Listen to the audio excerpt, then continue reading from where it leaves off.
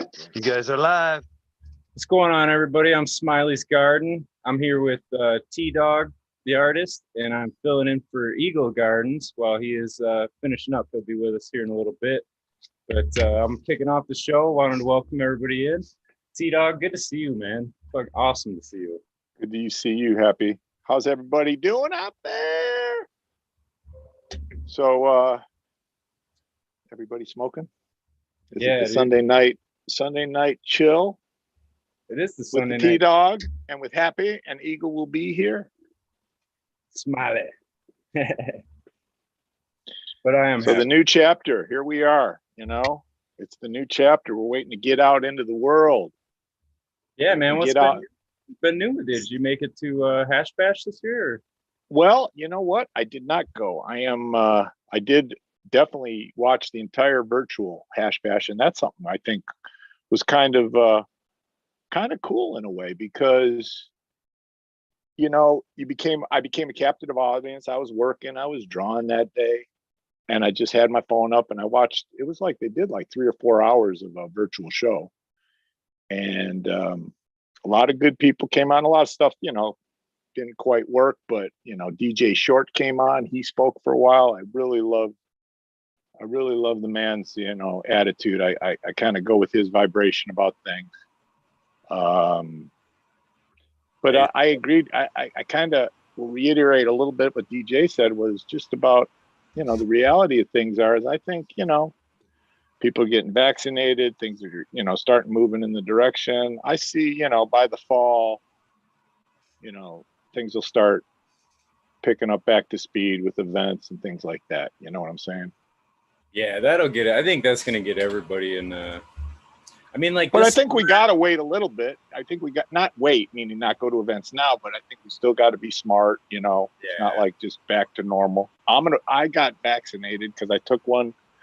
I took it for the team. It's not like I'm a big vaxxer, but you know, I want to see family out of state. I got 2 new little grand nieces and grand nephews I want to go see, and yeah, man, and that's what I was gonna say. Like, not to even be political, I just feel like there's a huge energy. You know, just everybody's summer got kind of canceled last year, and now it's like we're coming into spring, and it's like there's this huge energy to just want to get out and do stuff. You know, like we want to go do stuff. I honestly, it's not being the dirty old man that I am, but I do. I miss being out hugging people and seeing people, and you know, just being in because the community is about being social, and. Yep. You know, we're doing our best to survive the, you know, the darkness right now. But I think, you know, I've lived long enough. You just keep on doing what you're doing. Stay optimistic. I definitely want to promote this. That's been great with the pandemic because it happened for me. So I had stopped growing for a while, a long time, over 10 years. And it was like I didn't need to, because I had a community, I had friends that were bringing the fire, you know, so there was no need to grow. And then the pandemic hit, and it was like, and the lockdown and things like that. And it wasn't so much because of the lockdown that I thought to grow. It's just like, I needed something to do. I said, oh, hell yeah. So I started it last March, and it's just like, I got my little grow, and it's the best thing I could have done for myself. I mean, being back with the plants, I didn't know how much I missed. You know, it's not like I wasn't with plants. I'd be visiting people, and I'd be having my face in every bud there was. But it's just something to have your own ladies to take care of, you know? Mm-hmm. I was just going to ask you that. Did you remember it? And like, oh, man, I remember missing this.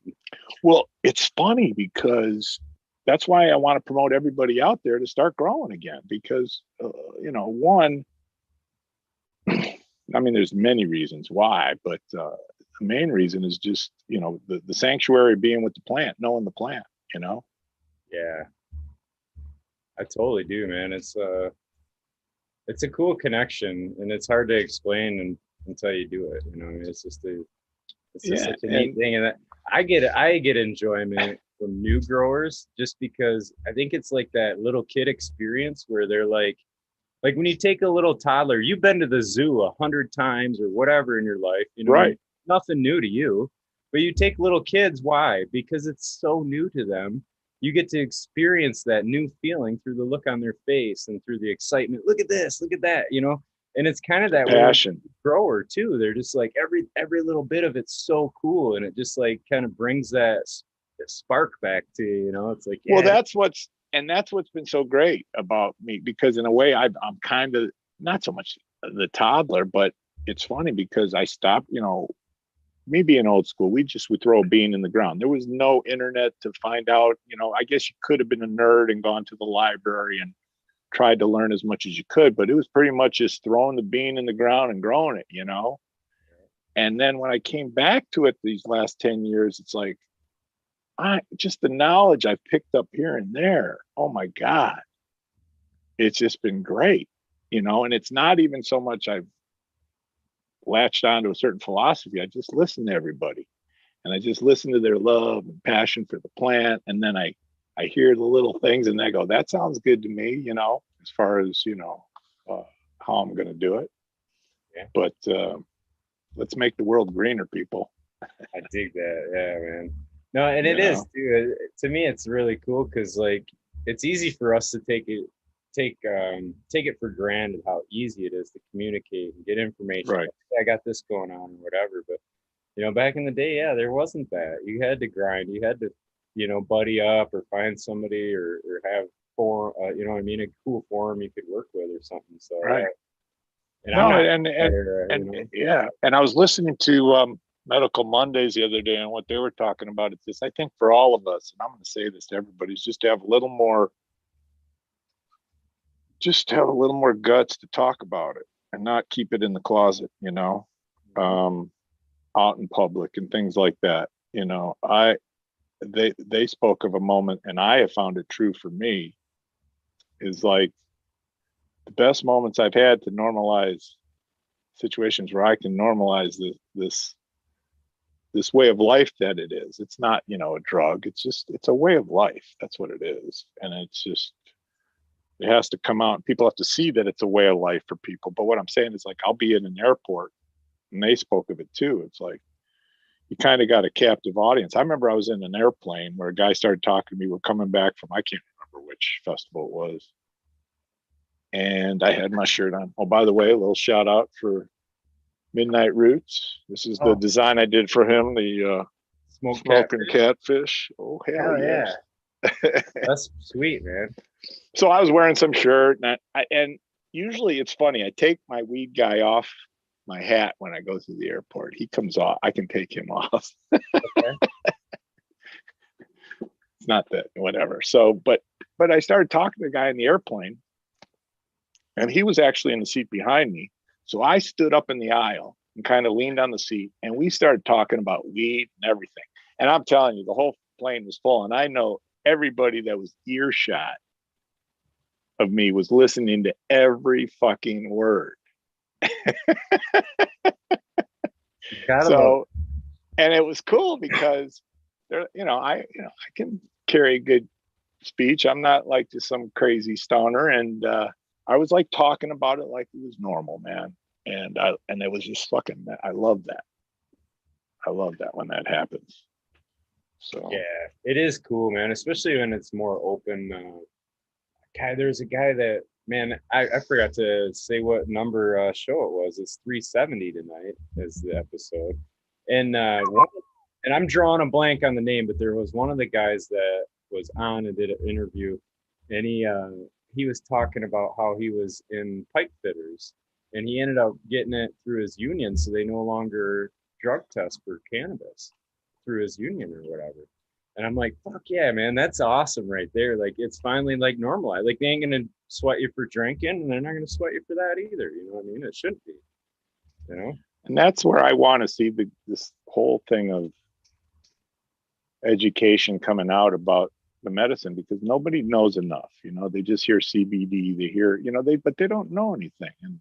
And and that's why we got to talk to people and just kind of educate a little bit here and there. I mean, I hear the stories here and there. My buddy just said, my mom, former military, would never touch the stuff, and he's kind of slowly but surely now she's like, eating edibles a little bit here and there to help her knee pain.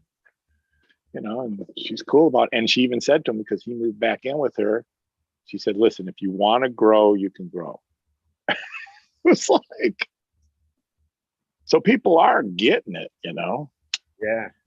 A little shout out for Hempwick. I've been doing this for about the last 7 years. Is if you're going to light your flower, don't use butane. Just use Hempwick, so you're not breathing any butane, man. Yeah, it's a little cooler too, right? It burns a little cooler or something like that. Yeah, but I swear to God, especially for my bong hits, I use the Hempwick because you're taking a longer draw. And ever since someone turned me on to the Hempwick, the coughing has gone way down. And I'm also using, That's cool. I'm using a carbon filter. Have you heard of this mouthpiece? What you got? Well, it goes, you've seen them. People wear them around their neck and they put them on a rig. Well, there's a little carbon filter that they sell that goes into that. Okay. I'm a little older. I want to take a little, and you are bringing smoke into your lungs. So why not make it as clean as possible? And it doesn't take anything away from the terps or the medicine, because I haven't noticed the difference at all.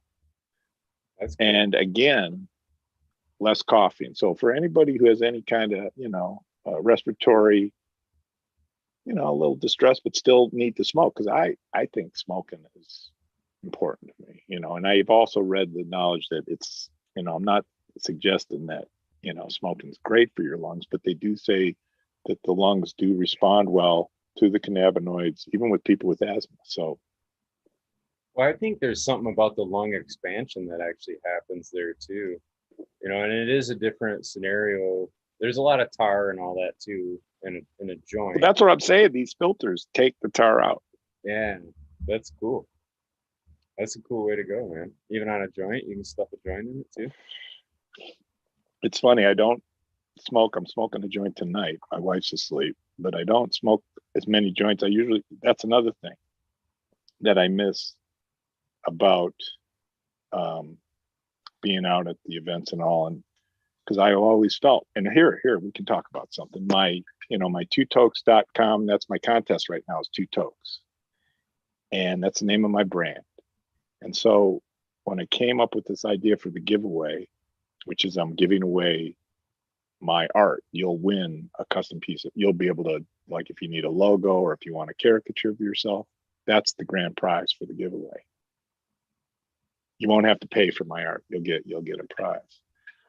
But I got sidetracked. What was I saying? So giveaway.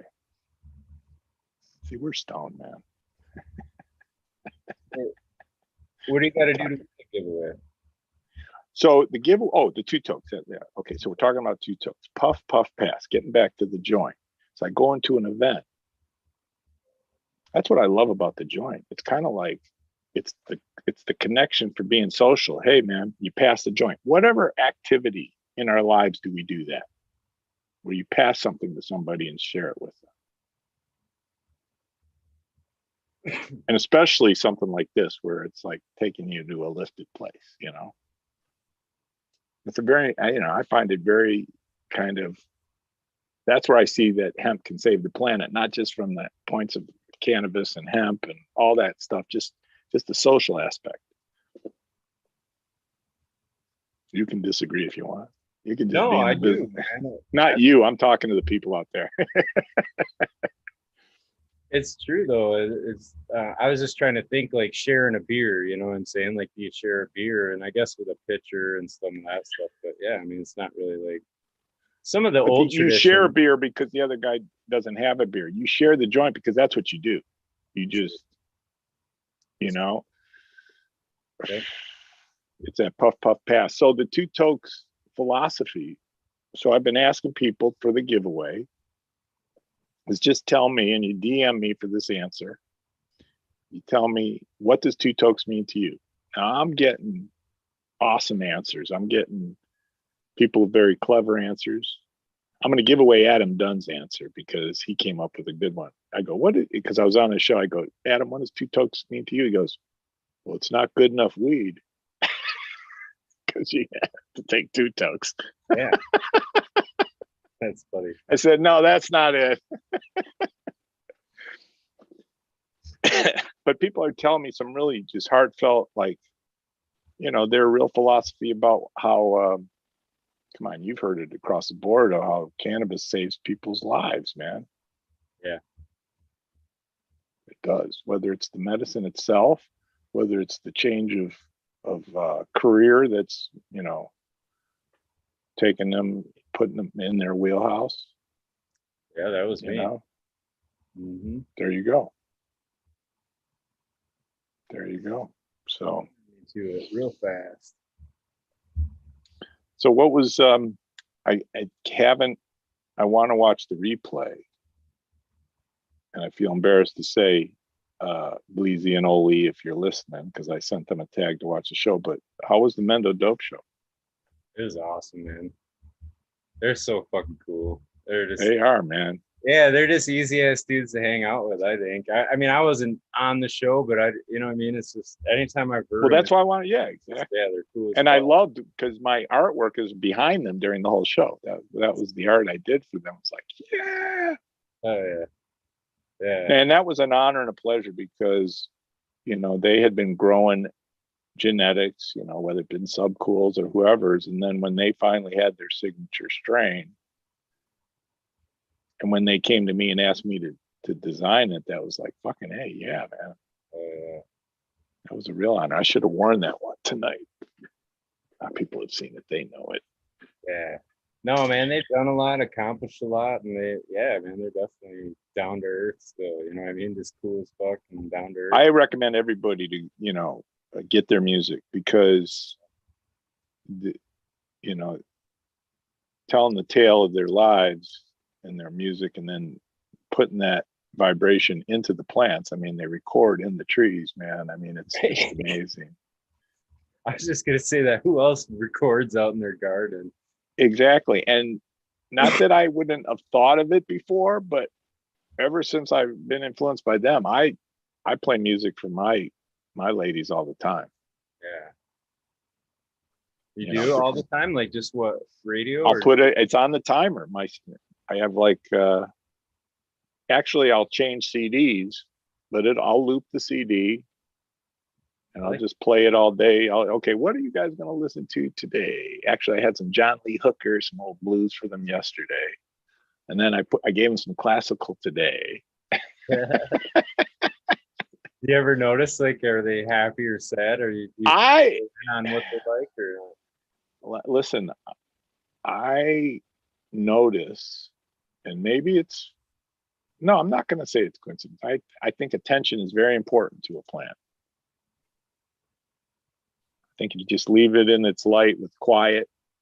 I mean, it should have its quiet, and it does have its quiet, especially in the veg stage when it's, sleeping overnight. I don't know music's playing then, but I honestly, I don't do it, TDog, but I could see the argument for it, because regardless if you're playing music in there or not, you got all these fans running, your ACs running, whatever.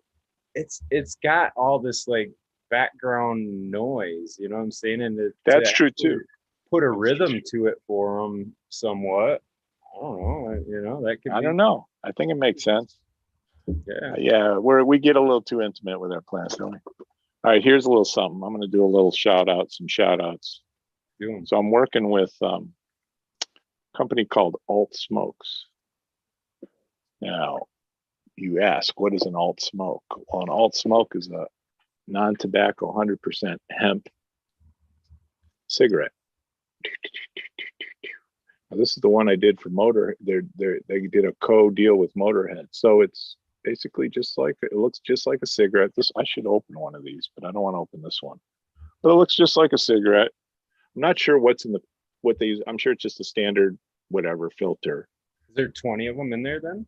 There's 20 of them in there. It's less than 0.03. So, you can be sold in any state, I think, because it's under the 0.03 content. Yep. 0.3%, below 0.3% THC. That's going to be huge, I think, man. That's going to be real huge. Right. And I've tried them now. I haven't smoked cigarettes in how long? Too long. So I can't say I have a desire to smoke these, obviously, but I have smoked them, and I'd smoke these before I'd smoke. If I had to smoke it, I wouldn't smoke tobacco. That's for damn sure. But I think it's a smart alternative because my buddy, who his company, and oh, by the way, like I said, I'm working with them. I helped them design the package design. So I got the War Pig to put in there. Motorhead approved that, but I laid out the whole package for them. So, but that's kind of interesting. But I think the unit price is going to be interesting. I think, how much is a pack of cigarettes? I don't know, $7, $8, $10. Yeah, $7. Right. So their unit price is something like $12 or $15 right now. So are you going to pay $15 to not smoke tobacco? Maybe. Yeah, it's a good question though. I mean, there's some. He said his stamina is much better. I swear to God, because he'd smoke cigarettes along with weed, and then he stopped smoking cigarettes and just started smoking these. And I believe he says his stamina, his lung capacity was much better after stopping his tobacco, which makes sense. Yeah, especially if there's a lot less chemicals in it. I mean, there's a lot of shit. I smoke, but I mean, I know there's a lot of shit they do to tobacco that just ain't fucking good. I used to smoke too. It's fine. You balance it all out. Alt Smokes, though, check them out. They're on ALTSMOKES. Check them out. I'm sure they've got some cool, maybe some cool promos going right now. And then this is a cool thing I've been sponsoring is Y Bogart. It's a one hitter. Kind of a disposable one hitter, but you can reuse them. Check this out. I'm going to be giving away this whole jar in my giveaway, by the way. You're going to get like over 50 one hitters. They're not going to be filled, but that's okay.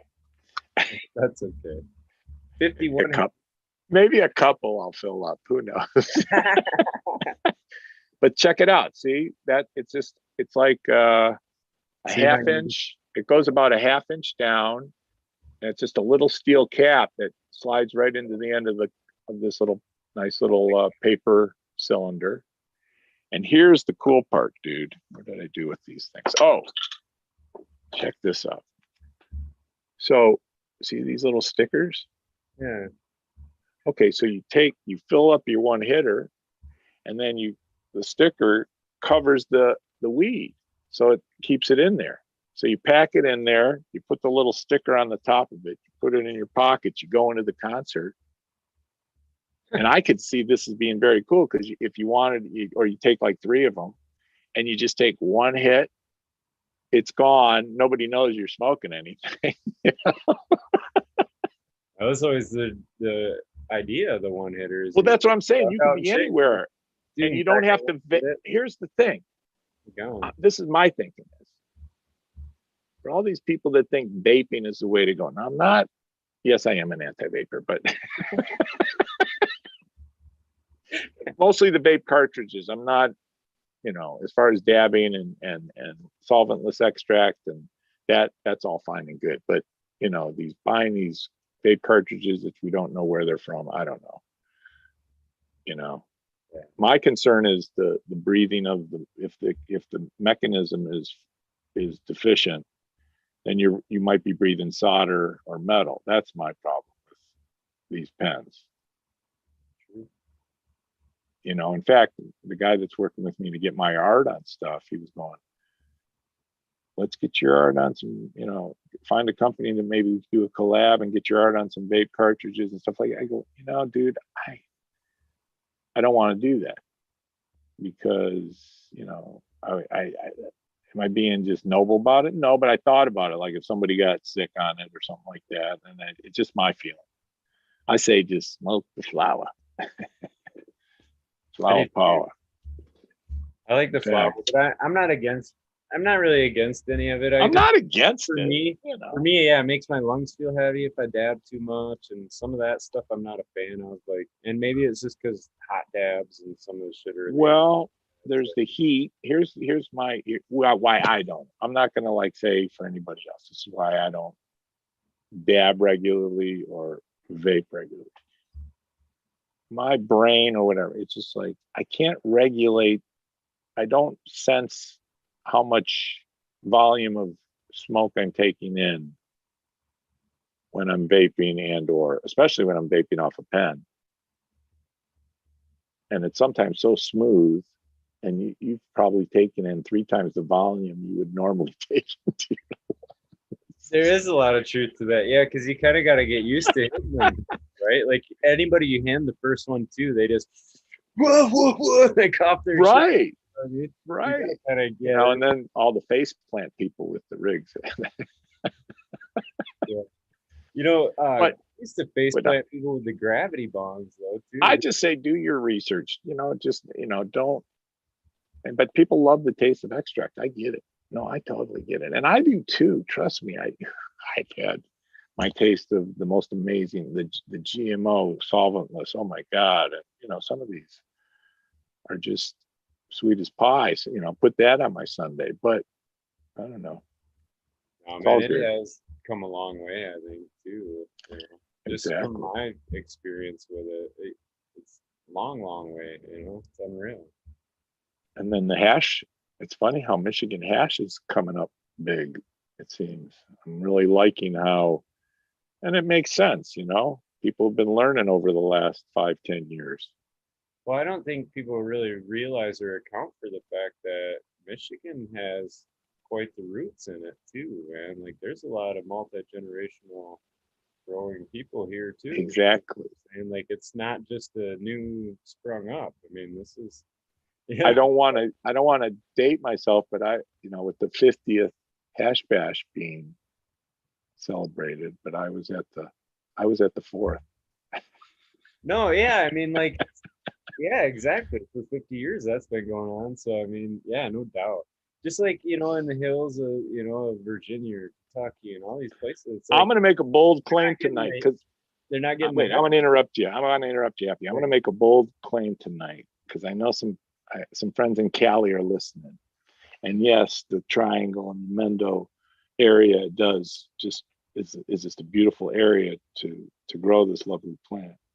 And it's beautiful, and the people there. I'm not taking nothing away from it, but it's kind of funny how just being from Michigan and just getting to know the Michigan cannabis community, I am going to say that there's a certain like triangle effect that's happening here where the surrounding areas of the country look to Michigan. And it's starting to look more to Michigan as, serious. we got the vineyards. They got, what I'm saying? Like they got vineyards too. So I don't It's know. all good. It's Yeah. all good. I love doing branding for Michigan companies because I get to, everybody wants to have the mitt in there. So I get to. It's the only way we can show where we're from, man. What are you talking about? Yeah. I what did I just do for ABC Concentrates? I just did a strain design for their young Jim, and I got the Michigan in the background. Hell yes. I did for Smoking Storks down out in Muskegon, and got that Michigan. They wanted it in there too, and I did kind of like a bird's eye view. It's very cool. Yeah, and I was born and bred here. I lived in Cali for about 19 years, and I came back because I went to my 20th high school reunion and reunited with my lovely wife, who was my high school crush at the time. We weren't boyfriend girlfriend. She was dating a friend of mine, a friend of ours, and I was never going to cross that line. But then at the 20th reunion, kind of crazy. And then I moved back to Michigan because of a woman. But It's because of a woman, man. yeah, but the cannabis gods anointed it legal here. That was good. So I wasn't, totally upset about leaving California. Yeah. So No, I think there's going to be great weed all across the country. There definitely, no doubt, as far as an outdoor goes, I think there's going to be better spots than others. But I mean, with all the indoor cultivation and these environmental controlled greenhouses and different things, There's gonna be quality cannabis all across the country, no doubt. Well, there was a what's today, the 11th? Today the 11th. There was a I think it was a little protest in Flushing today, Michigan, and it's sort of the tip of the iceberg for the whole country. Is as I understand it, that there's state laws, okay, as regarding the cannabis, but then, and this was kind of got nobody really heard about it, but it was a Supreme Court ruling where municipalities could kind of make their own laws.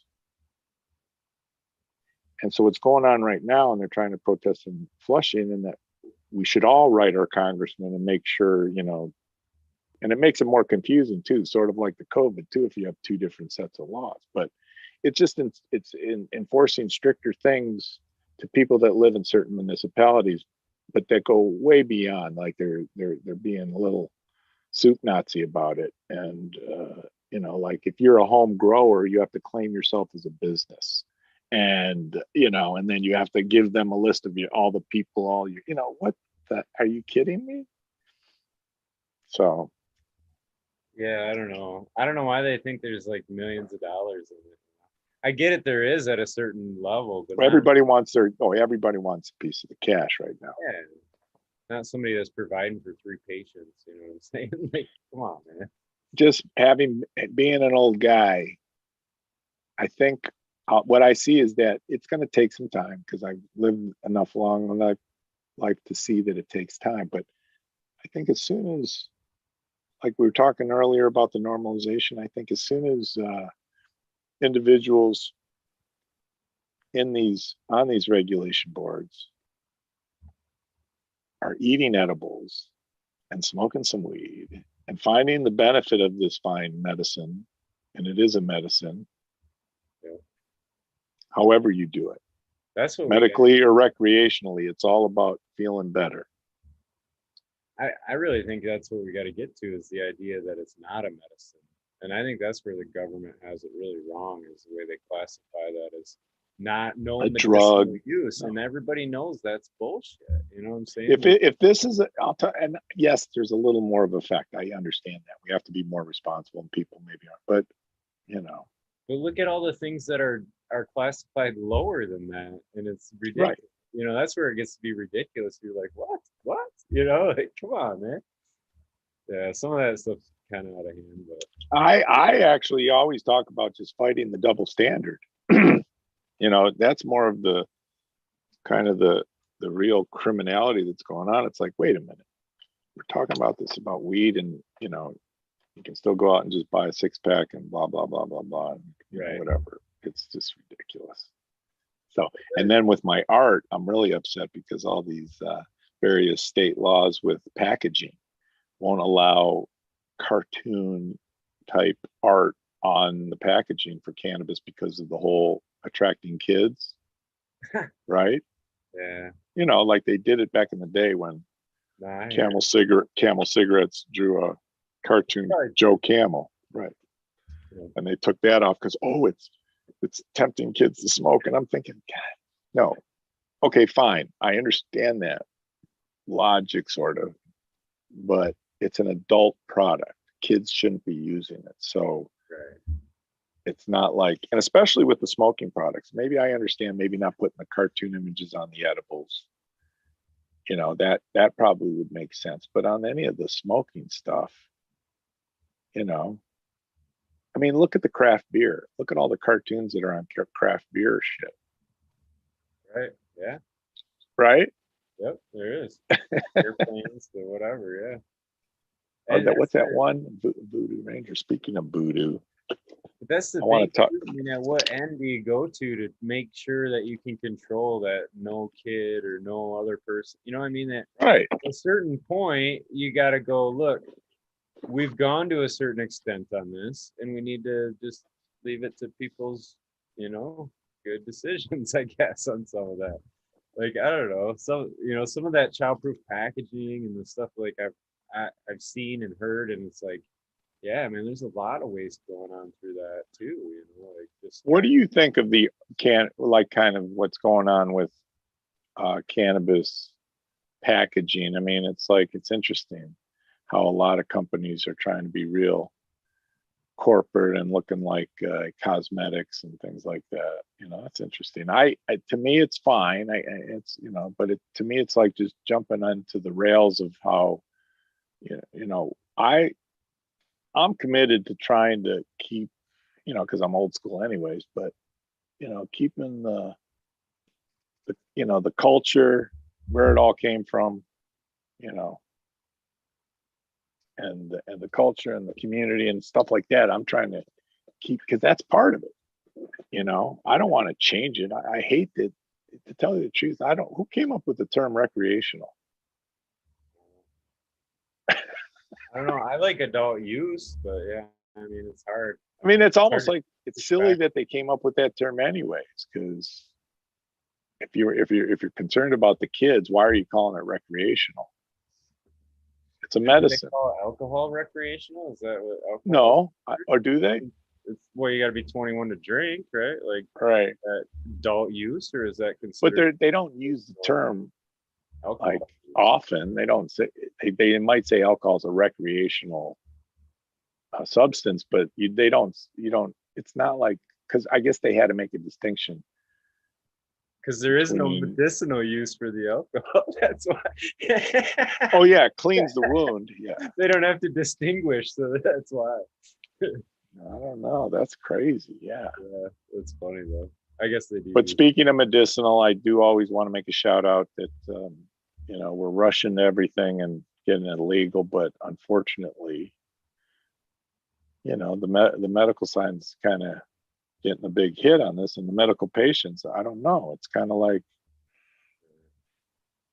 there still should be this, because I don't know if you're dealing with it, but I know certain people that are choosing whether they should, you know, maybe go medical. Like they say, well, you're not going to make any money that way. But I've even talked to one guy. I said, I won't name any names, but I said, listen, maybe kind of ride it out for a while and stay medical, really catering to serious medical patients, you know, and growing the medicine that they need, because, you know, people aren't necessarily growing the medicine people need. They're just growing what's a popular strain. Exactly. They got cookies and ice cream cakes and gelatos. Well, and those have great effects, but, you know, Right. it's like some, you know, we can get But into not for science of it. somebody that needs People are looking for certain terpenes and how that affects, you know, whether it's a pain relief or whatever it does best for them. I mean, I guess there's certain, like I say, I think there's certain strains and medicines that I prefer for certain things. I've started to notice that rather than just to be a get high thing. No, I've heard that from a lot of people that, you know, look for a specific relief and they find it in certain cultivars. And yeah, there's, even if That it's would be my the same holy seed grail, or though. whatever, if it's from a different garden, it's not the same form. That's the phenotypic expression that you can give a patient when you're a caregiver, you know. So Is that our true pheno hunt, in a sense, is finding that medicine? Because I guess if I think about it, if I could find that right genetic, that would be just the one that makes me feel good. yeah. You know, I'd want to keep on making that medicine. Especially if you can find it, yeah, because you can have that environment, you're controlling consistent, you get the similar result. The idea is you're going to get a similar Happy, are you a married man? uh, no, not married technically. I've been with her for a while. Oh no, that's what I mean. Then you are. Yeah. Put me on the spot. Why not? No, you know, it's just funny. We got to balance it all, right? Both are all the ladies.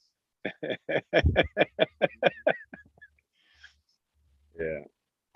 So I got Shrek here. He's holding a little sour Betty right there. I was wondering, that is a real bud, huh?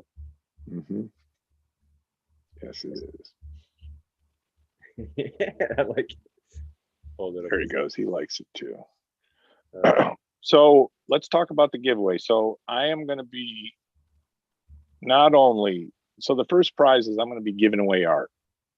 So let's say you come up, here's how the contest is going to work. So I'm going to take the top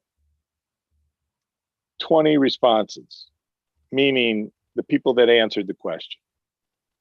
And I'm just going to go, oh, this one's good. This one made me laugh. This one's awesome. Came right from the heart. I'm going to put like 20 of them together. And then I'm going to like read them to some close friends. And then I'm going to take 10 of them, the 10 top answers, and I'm going to post them in the post. And I'm going to let the fans pick the best answer. I'm making this hard on myself, I'll tell you, but it's okay because, well, no, because you know what? No, why good. Just do it? If I'm going to do a giveaway, why not do it right? Right. Yeah. I don't want to just give away stuff. Now, here's the cool thing. The second prize winner is almost even cooler than winning my art, because if you look on my page, there is just you're going to get a huge box from edibles, beans, my t-shirts here. You know, you're going to get, man. Let's show. You're going to get the t-shirts, the Blue Dream t-shirts. We'll talk. I've got an inventory. So when you win, but I'm going to give away like 3 t-shirts for the grand prize. You're going to get posters. You're going to get the TDog poster signed, of course, with all 24 strains on there. You're going to get, Jeff Road Botanicals. This is a very good medicine. This is a balm, and it's copper 1. Yeah, copper 1. You got to look up on the science on this. Jeff Road you can go to his site, but it's copper 1 with cannabis infused in it. And my brother's been using the balm. He has back problems, the day I got this stuff, I used it, man. Good shit. So you're gonna get a bunch of that. You're gonna get edible. Oh, Cape Cod remedies. These are so good, man. So these are caramels. All right. Yeah. You want it? There's 4 caramels, and the total milligram is 700. There you go. So each caramel is 175. So that's a perfect, and they melt in your mouth, and it's just beautiful medicine. That's Cape Cod remedies. What is the question? Oh, by the way, it's all CBD. But what is the question they got to answer though?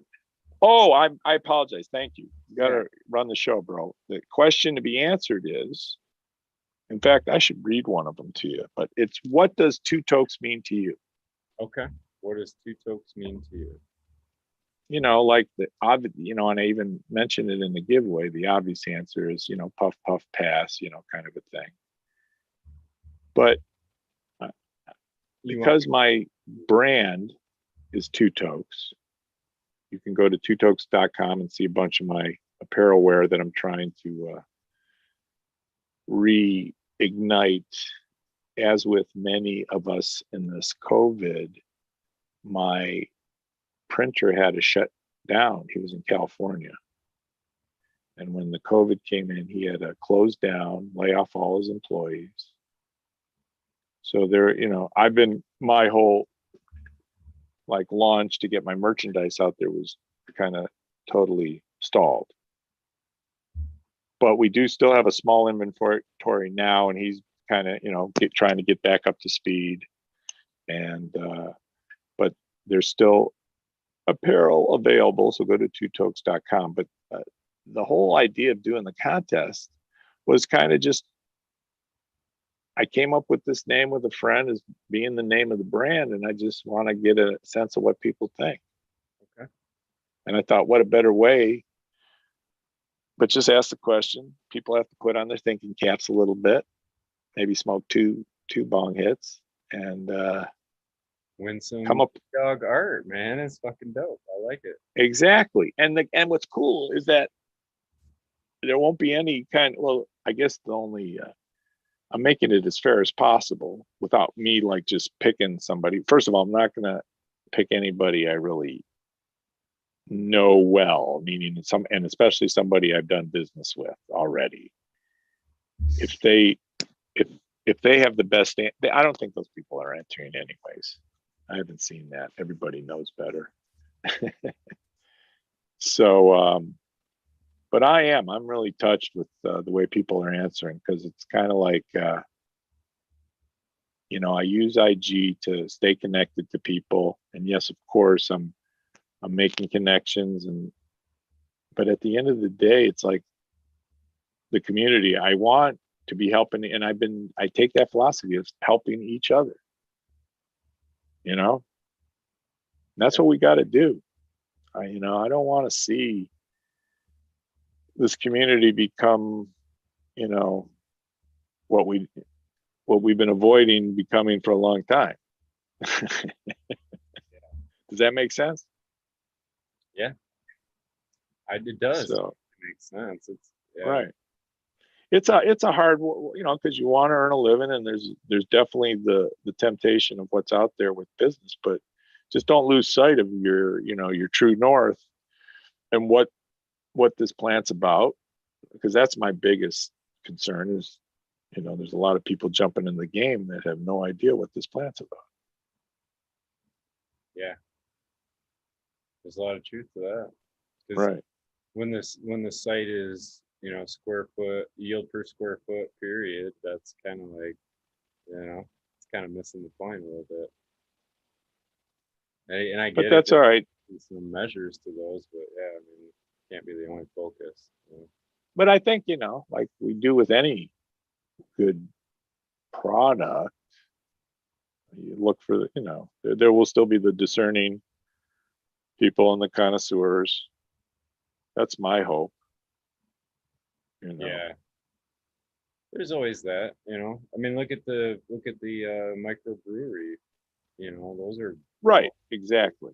People. So I think I think the community can definitely not persist. I don't want to say that. Go on and be out in the open. That's all, and still be kind of a little bit core to the educate, elevate, celebrate. Yeah. Oh, nice, here I'm going to do another shout out, because these guys. I am kind of I've got an interest in the company. Not only did they hire me to do the artwork, but I use the product. So this is Voodoo Glass Cleaner. Dude, you got to use this. You got glass? Mine's all broken at the moment, but yeah. But you typically have glass. I typically do, yes. Yes. And how did you break that glass? Was it cleaning? No, actually it was passive. I don't want to bring up a sore subject. No, they're always sore when you break them too. I know. It tipped forward onto the bowl part or the shotgun part, and it cracked it right there at the base. Damn. But it is true, because I heard someone saying, I agree, that you're more at risk of breaking it when you're cleaning it, right? Especially when you put in the salt, put in the isopropyl alcohol, and you got to shake it up, it's moving around, and you're doing all that, right? So when the COVID hit, this is really interesting how this happened. These guys, Kyle from Voodoo, they came to me and wanted me to do the artwork for them. A friend of a friend referred me, and they're out of Arizona. And he's been working on this formula for over 5 years. Now, he's a grower. He's one of us, man, I swear to God. And he was kind of getting frustrated with the weed game, with the regulations, everything. And all along the way, he was developing, because he was tired of, trying to clean the bong. And he was kind of a little bit of a scientist, and he came up with this biodegradable powder. So all you got to do is take your bong, put a stopper on it, fill it up with, it doesn't even have to be boiling water. It can be like just next to hot water, close to boiling. Fill up your bong, pour this in, leave it, and it does almost looks like the old Alka-Seltzer. You just pour this in, and it just foams up, and you leave it for 15 to 20 minutes, and your bong is virtually clean. What? That's crazy. It's just poured out. And the cool part of it, it's not like an OxyClean or anything like that. It's a biodegradable. It's what does it say here? It's got, what are the ingredients? I always can't pronounce them. Oh, this was the promo. Where was the other one? But yeah, it's got, like I say, they're biodegradable. I even put on here kinder to the earth. That's what I put on there, kind to the earth. But you got to try this because, and I think the price breaking's pretty good on it. But and the other thing is, like I say, you're not throwing isopropyl down into the water system, which is not good for the water system. So, and like I say, I'm sold on it because it's. I'm not putting the salt in. I'm not shaking it up anymore. I'm just. Yeah, I like that part. It's not, like you say, it's not a aggressive way to go about it. Exactly. So check them out. Voodoo Glass Cleaner. Now, The other thing too, though, is they got all these funky twirly doos on these rigs now too, TDog, where you can't. That's the other clean them right. No matter how goddamn much you shake it, you know. It's so sometimes you got to be clever with those kind of rigs. I can't imagine. That's one reason. I don't like glass too much. I got my Texas tube bong, which is just your standard bong, and that I like. But when you get with all the twirly stuff and all that, yeah, man, it's like foam would be perfect for that though. Go right. It's almost like you shouldn't even use those, you know. Just they should be display units. And then I'm giving away these too. Speaking of stoppers, so I got some. I'm working with some amazing glass people. This is Baked Beard Glass. Check out that hamburger stopper. That's awesome. Isn't that cool? Some of the artwork. And that's Baked Beard Glass. And then this is Alexander the Great. He does a bunch of like gummies. It's very cool. That's glass. That's a stopper too. That's very cool. So you're going to be getting that in the grand prize. Oh, wow. Edibles. What else? Oh, too bad Eagle's not in. I wanted to show him this. I'm going to give away. This was a prototype for the extract bottle for the Dank for Subco. I designed, because as you might know, I've designed a bunch of stuff for Sub when he first started up this brand. May he rest in peace. The original weed nerd. Shout out Sub. And what's cool about this, I'll open it up. I love that he let me not only put my character on there, but he let me put my signature on the box itself, which was cool. That is cool. So that was going to be to hold the rosin, you said? Oh, it was. No, it was used. This was the prototype box, but eventually it's in just dispensaries, and I think they're still selling it. I don't know what exactly happened after he passed away. I think the company still is going on, the Dank. But check this out. I don't know if you can see this. So, can you see that? Yeah. So that was a clock stuck in the dirt with a chain dragging back in the background, and then the back. We used this on something else. That was 2017 when he lost his house in fire. Gotcha. The San Jose fires. And then he moved down to Arizona, and I helped him rebuild the brand. So that was cool. And I know Eagle's a big fan of Sub. Yeah, he's a good friend of his. Sub and I were very friendly, acquainted, and it just, it was like he had too many, you're dealt a hand in life, and he just didn't have the best hand. He tried. He's a good dude. Yep. He tried. And wait a minute. Oh, there's more. Oh, there's more. Hold on. Wait. No. I got to show this. I want to win this prize, man. I'm gonna enter this, so I got to. No, but yeah, there's gonna be a lot in it. But I did grow some Jack the Ripper. Oh, you did. How'd that come I got like 3 beans from a friend, and I got 1 plant. Girl, that's gonna be sweet, man. I've never tried Jack the Ripper. I just have always heard the legends of it. Well, and because and I think I mentioned earlier, it's just like I'd have this love for Jack Herrera, and that's kind of where it came from originally, right? The Jack's Cleaner, and then so it has some derivatives to that. You're going to get 24 stickers. The 24, my original 24 strains. So I've got slaps of all 24. So you'll get, the entire 24. But like you say, you can go to my IG and you can see the entire list of, I show pictures of everything that I'm going to be giving away. And then the third prize will be just a smaller version of all that. So first prize, you get art, custom art from TDog. Second prize, you get a huge package of just, you're just going to have fun with that from, you know, the potpourri of everything. And then the third prize will be just a smaller version of the second prize. Right? And then I'm going to announce the winner on 420 on Adam Dunn's show. So you still got time to enter. I said my entry deadline was 4:15, but if you get them in 4:16, I won't tell anybody. All right. And we just got to DM you and. Yeah, DM me the answer. But you know, the rest of the rules are in there. I want you to tag and follow. Yep. I'm not asking you to follow my you know, the people that are contributing. I definitely put them in there if you want to follow them. I said something like that, please follow if you want to follow. I don't like to get too crazy strict with the rules. Yeah. I also suggest people just, when you DM me, send me your email too.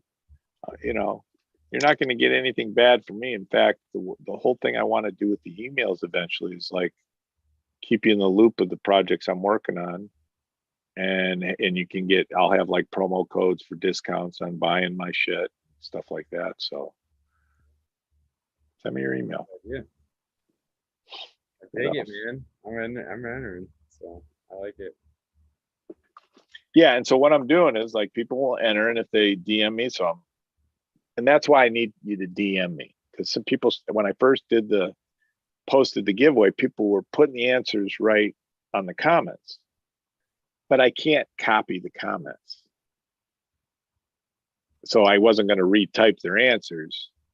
So I said, DM me your answer, and it's good that way, because if it's something you don't want someone to read, if like a lot of people sent me some pretty heartfelt stuff where they, you know, two tokes means to me is like, before cannabis, I thought my life, you know, that kind of stuff. Yeah. So that's kind of cool that they're not only trusting me with that story, which is so cool, but then it's more private, and then I can copy it, and then I'm putting it into like a log, so I'm keeping track of all the entries.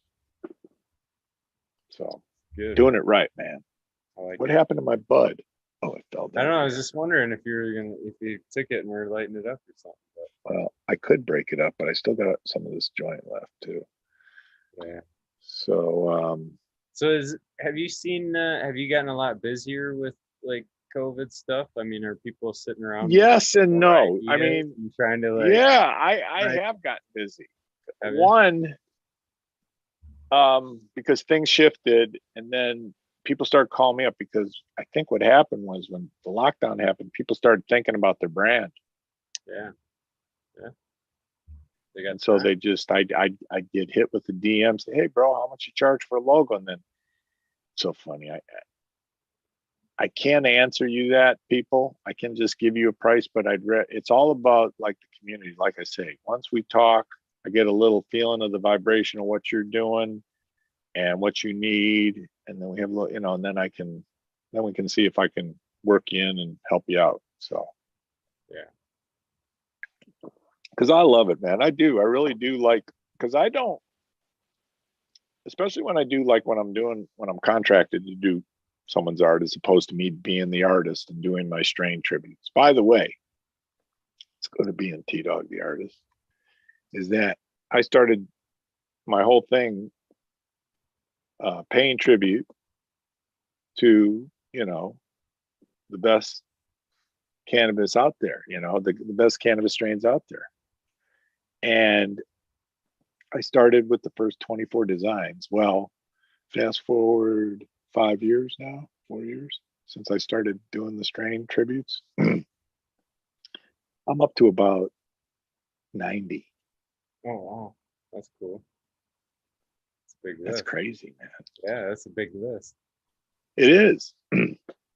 Some of them, and I'd say maybe 25% of those were I was contracted to do them, where a grower came to me and wanted a design for the strain they were growing, and they could use it in there. And that's the thing that, and I'll put it out there to you, it's very cool. Like, you'll have an exclusive TDog design. It'll be the way I work it, and this will be good maybe if enough people are listening and want to know how it works, is that when you buy from me, you don't own the art. You, in a sense, you own the art because you can use it.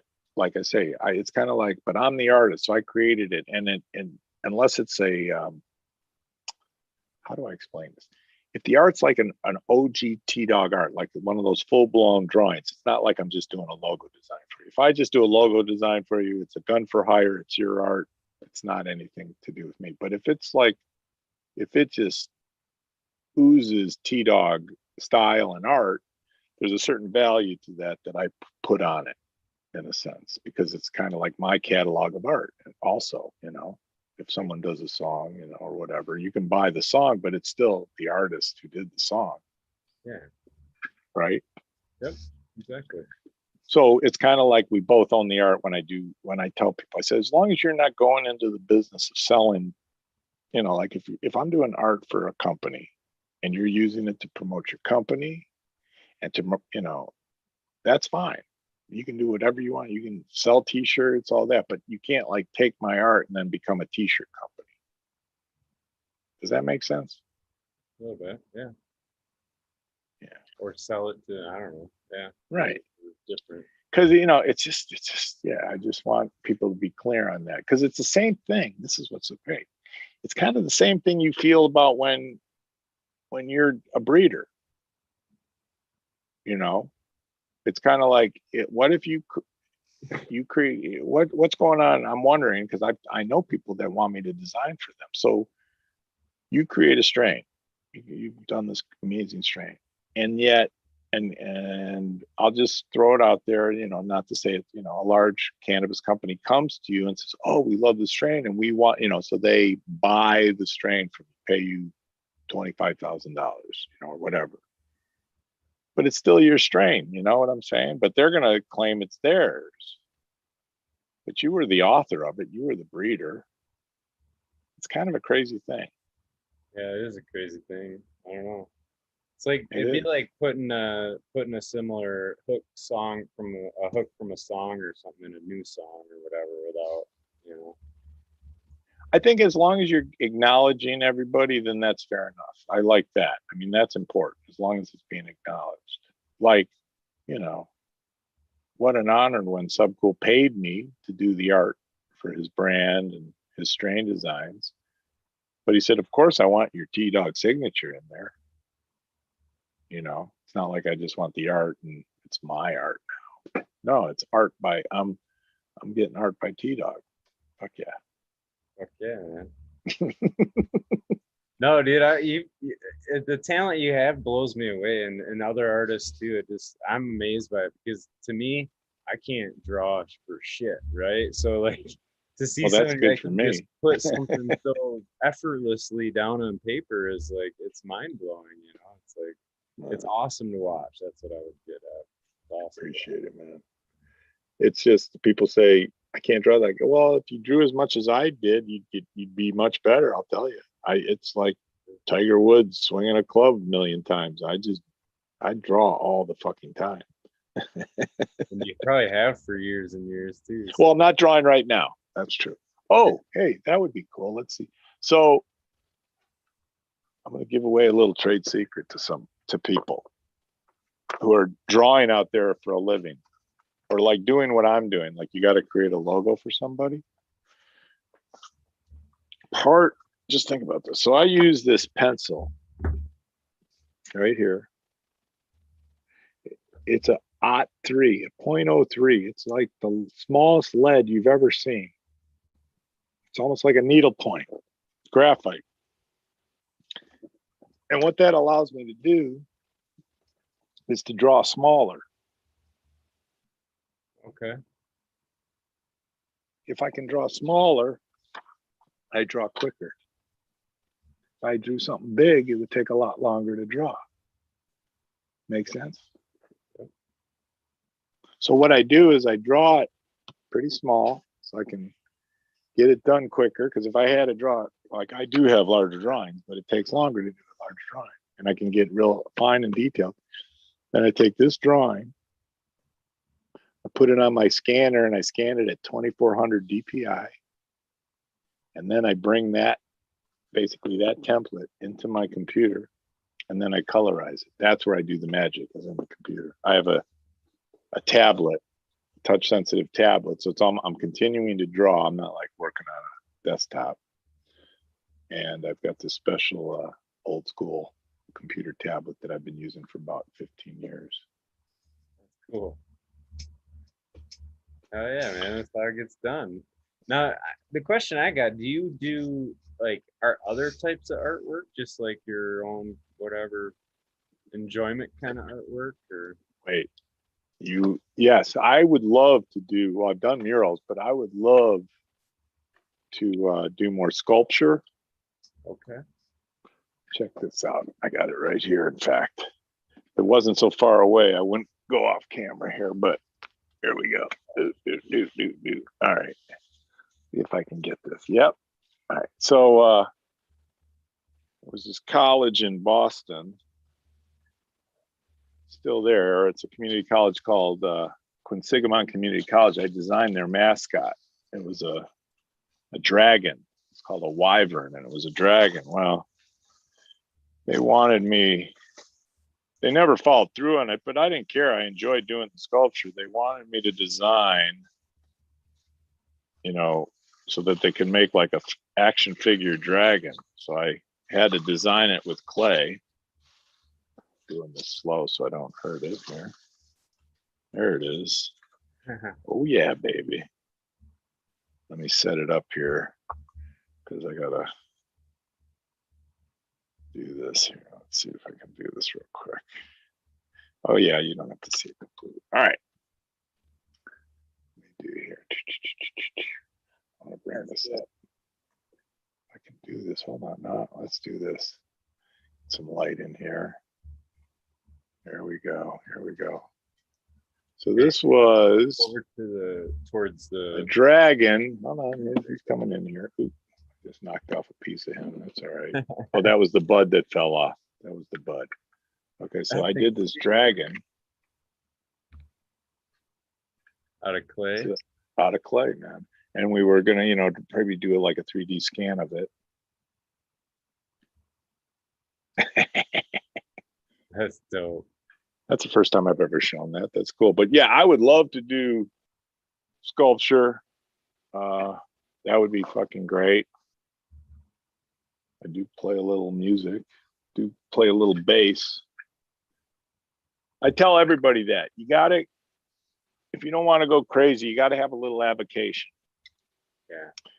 And whether that be growing, it doesn't have to be a business. You can just, like you're growing tomatoes, man, grow some weed. A little time to yourself too. I mean, right. A few minutes just to. Exactly.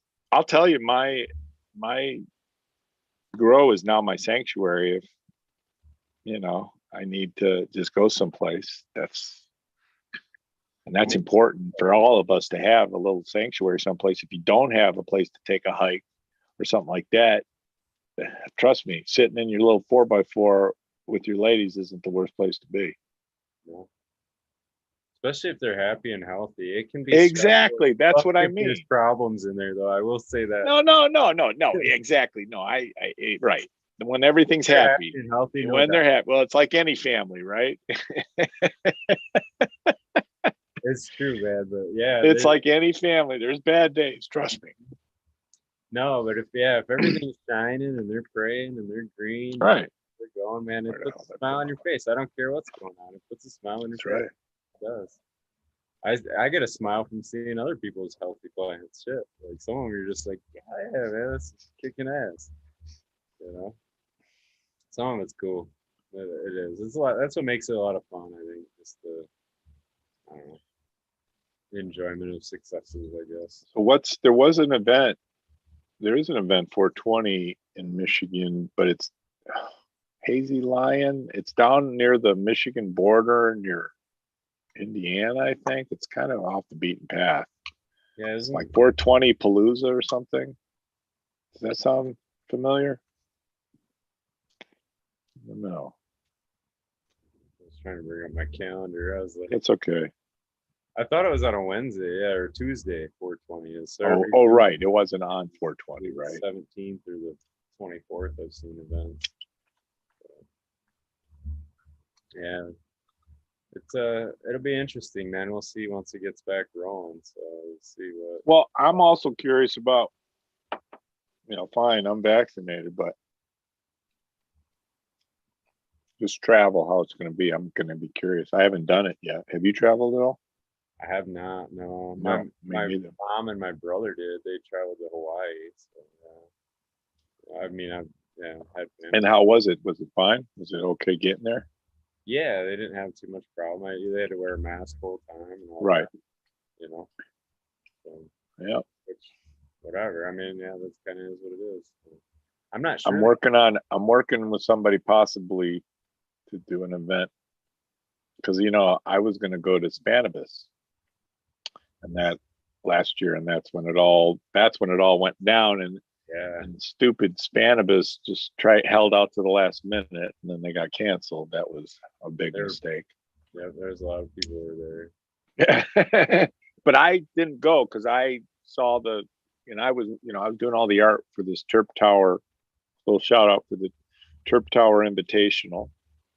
Peter Papadopoulos rolling in blazing. He was going to have, he actually, what happened was they closed down the Spanibus, but they didn't close down Barcelona. And so his event was separate from Spanibus. It was, outside of Barcelona, but connected with during the time. And his event, he's been doing that for a few years now. And then his event got closed down, but there were like people showing up.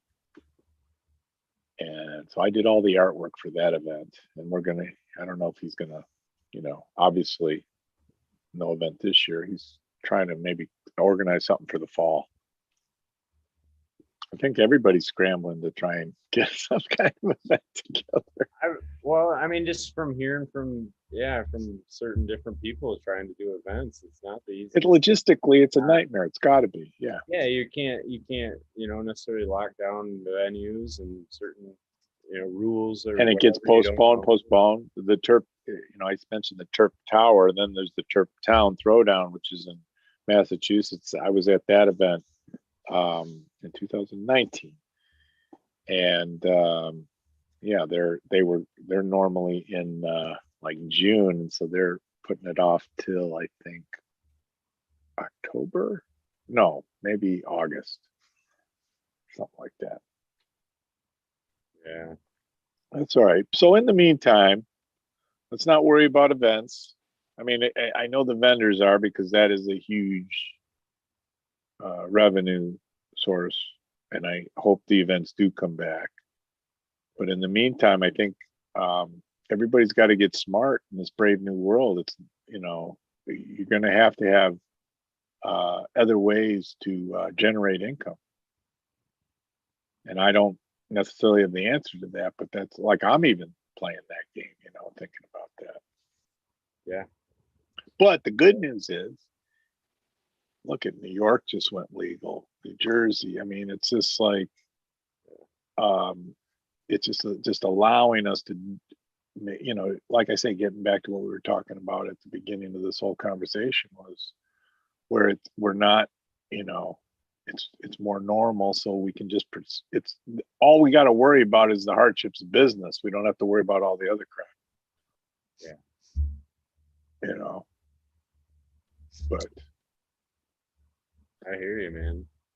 It's, so what time are we going on? Is Eagle gonna land, or is he gonna? I don't know. He said he wrote me into this saying a half hour, and now he's pushing it. It's okay. You know what happened? I'm just teasing. This is a pleasant surprise. I love the guy, but this is kind of cool. We're gonna set a trend now. You're gonna, this is a good. I like good, I enjoy Trout, it. man. We're gonna have to call it Talking Shit with Smiley. Right, tonight's for sure.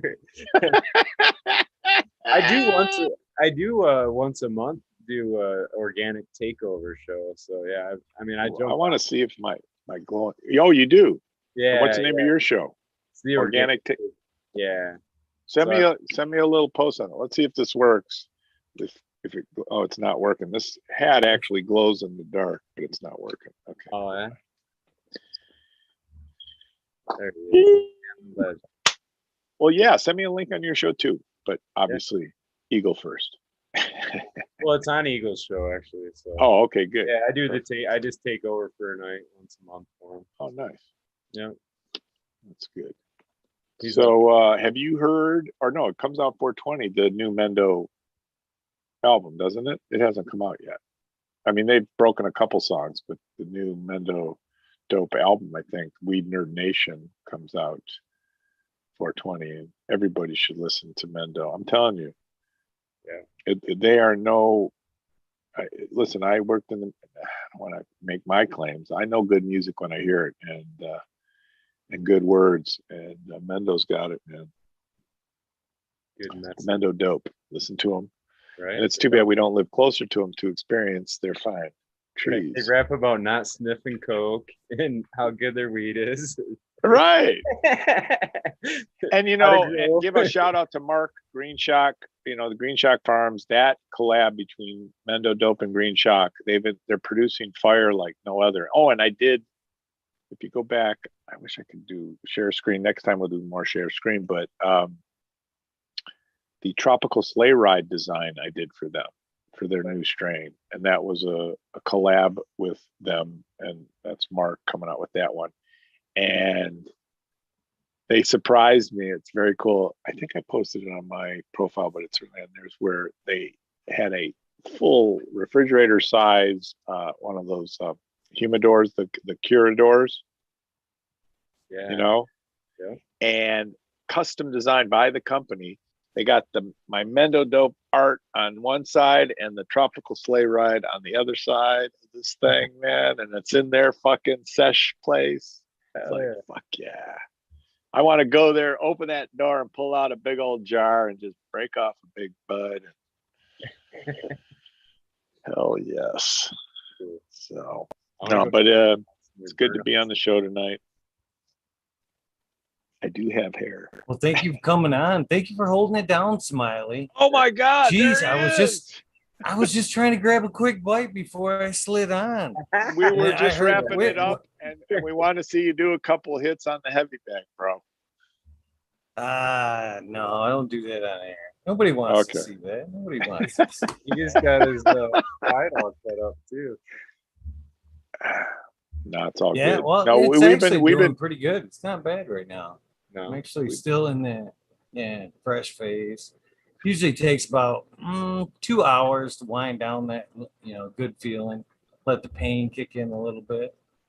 Well, you're gonna have to I guess do a shirtless tat show or something, man. I don't think anybody wants to see that either. No, I won't. I won't. I think that's going to be a pass and a pass. Show 371, you want to miss. Right.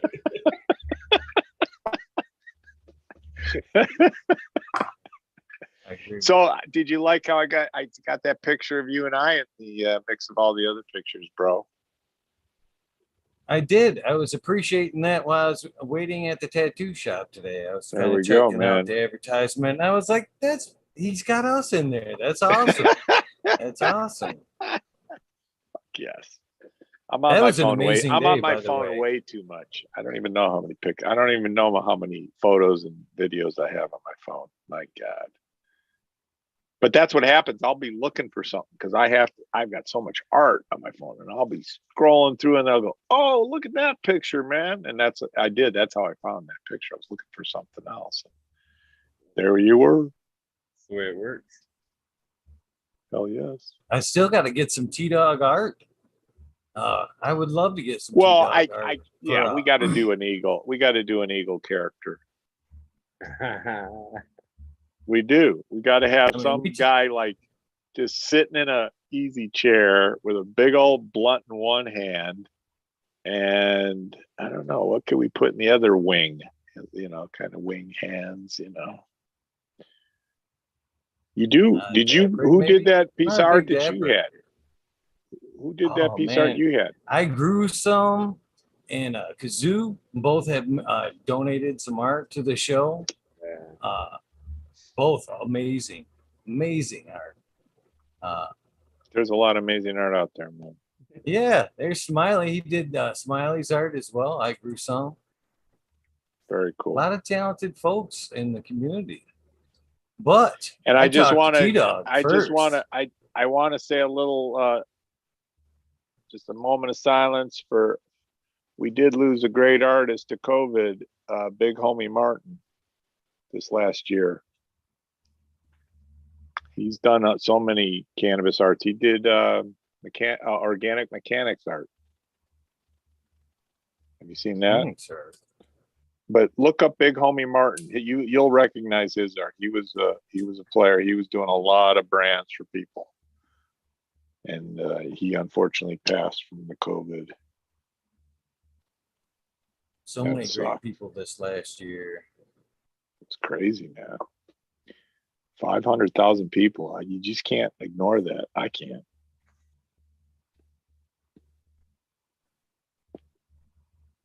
No, I actually just got to see my dad's urn probably about 3 weeks ago, because he died on episode 50, and I couldn't attend the funeral.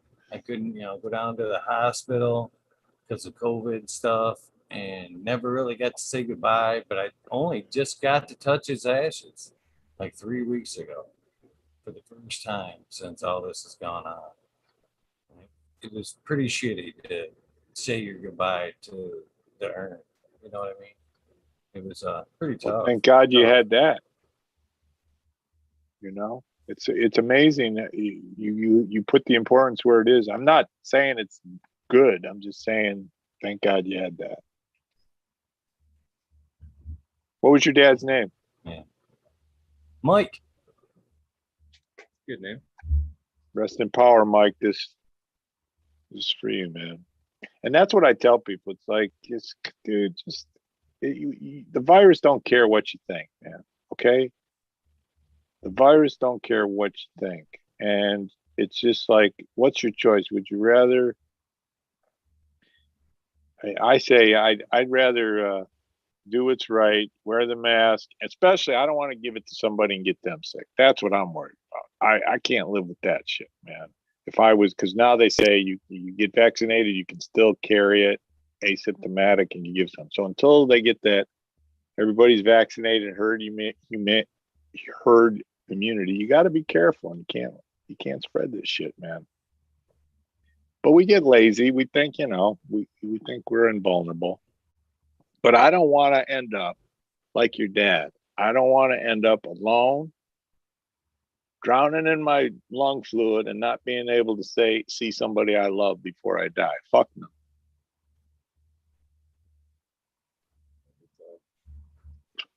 And on that happy note,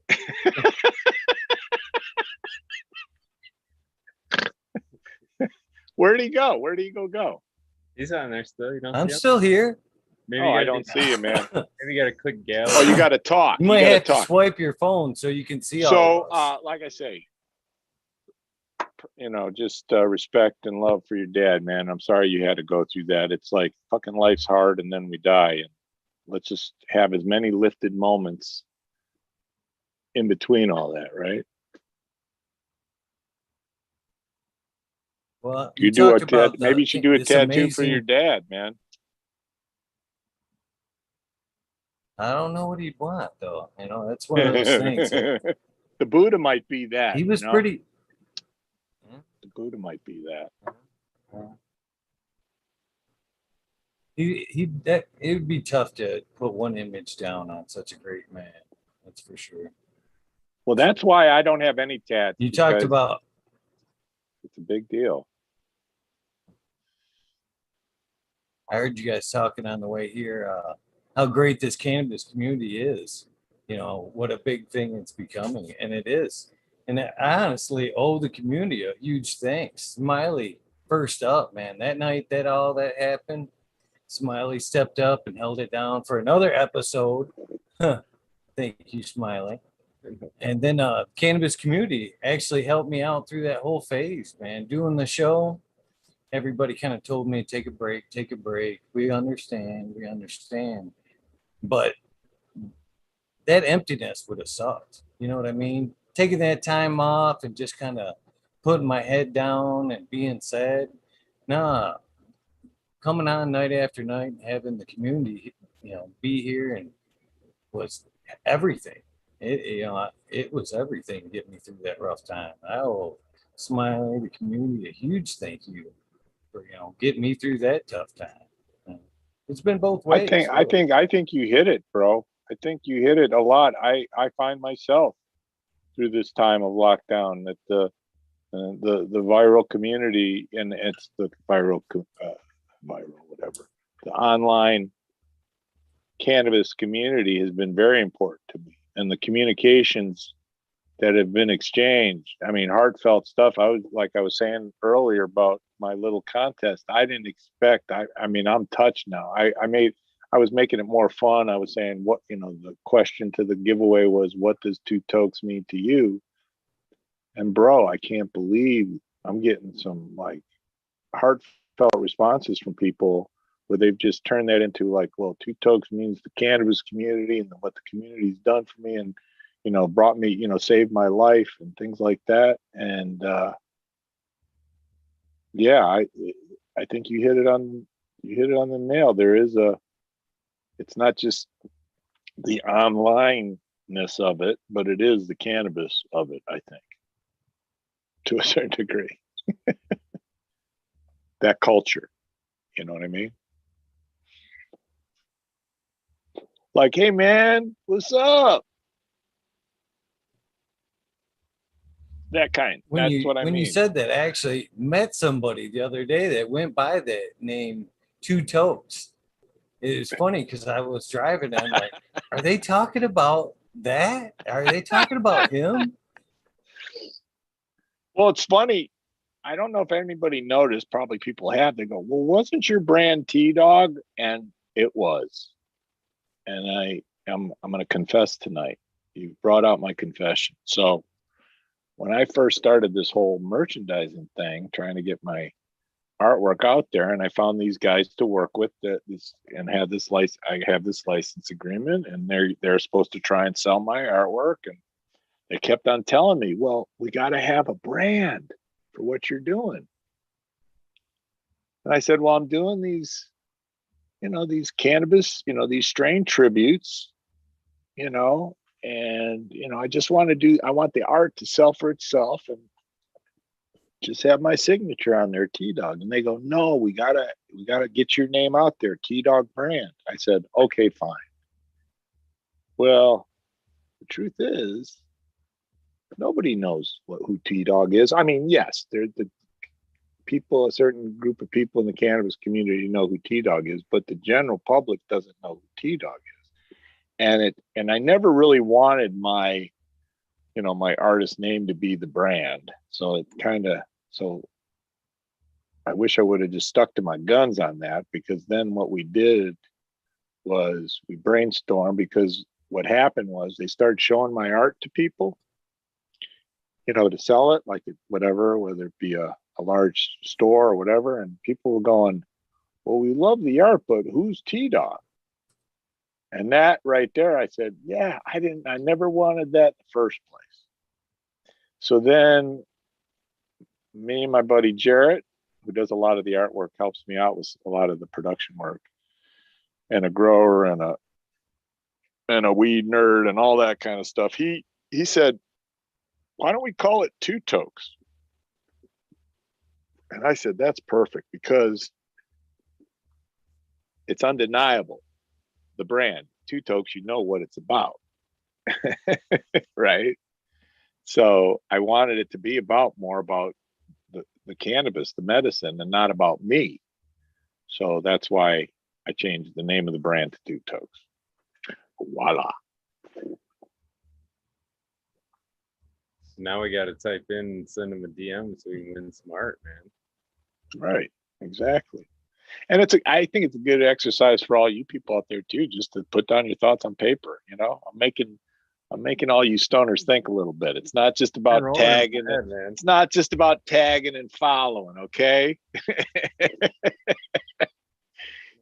I don't want a zombie army. I want thinking stoners. I want functional stoners, man. That I am definitely. And if you're not, don't take it personally. You'll forget about this conversation tomorrow anyway. So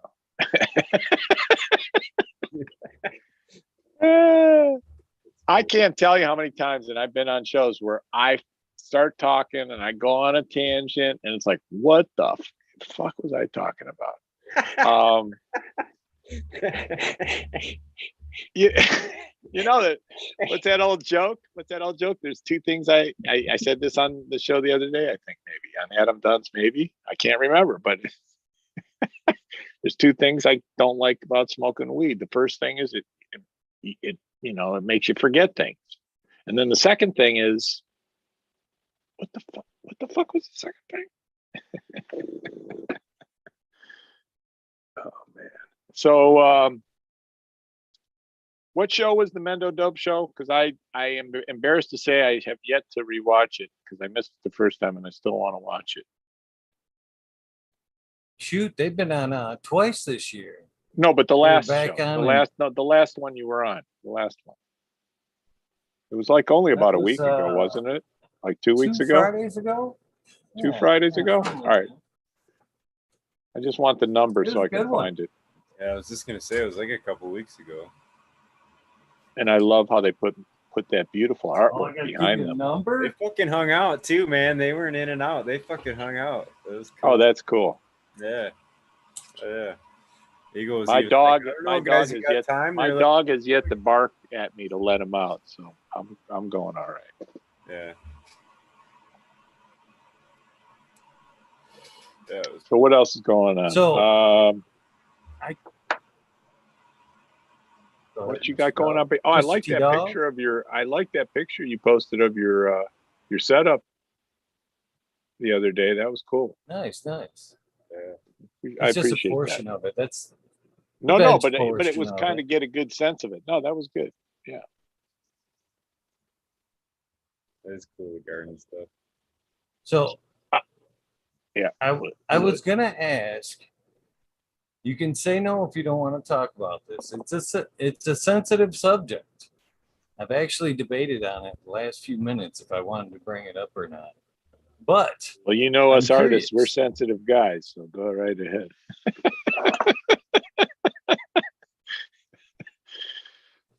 I've heard you reference it a couple of times. That's why. Yes. And it's something that's near and dear to my heart as well. So I believe you fall under the category full-hearted as well, too. So do you know that Mendo Dope has had to change the name of that album? Oh, I did not know that, and that's too bad. Yeah. What was so that's why I wanted. Did they talk about it on the show? No, we touched it. I tried to coach it out a little bit in an innocent kind of way without calling it straight out because I didn't. So are they still scrambling? Are they still scrambling for a name? No, I'm going to give them a call. I'm pretty sure that's what they've changed it to. It's Live in the Garden 4 instead of Weed Nerd Nation 2. Oh, that's easy though. And you know what? I don't like they had to change it, but to tell you the truth, and I hope you're listening, guys, please, ELD. I think it was just meant to be the yin to the yang. It's not like you don't appreciate and don't want to acknowledge and don't want to throw tribute to the Weed Nerd Nation. But the truth is your identity is, but volume 4, I think, it's that's who they are, is Live in the Garden. That's who they are. And whatever controversy comes now out of this, having to change it, is just, it'll be a conversation, So I'm not angry about it. I assume it's just some lawyers just said they couldn't use it, right? The partner, a partner said no. Oh, a partner of theirs, maybe. Well, let's for what it is. Will and Vicky. So his last partner, the Dank partner, is claiming to own rights to all that, and so there's it's you know what? was Here's trying my answer to to this. basically claim royalties from the name. Here's my answer to that. So they changed it, and then we can move on because I think this is the best thing. It's my answer to many things that I think will ring true for everybody. It's complicated.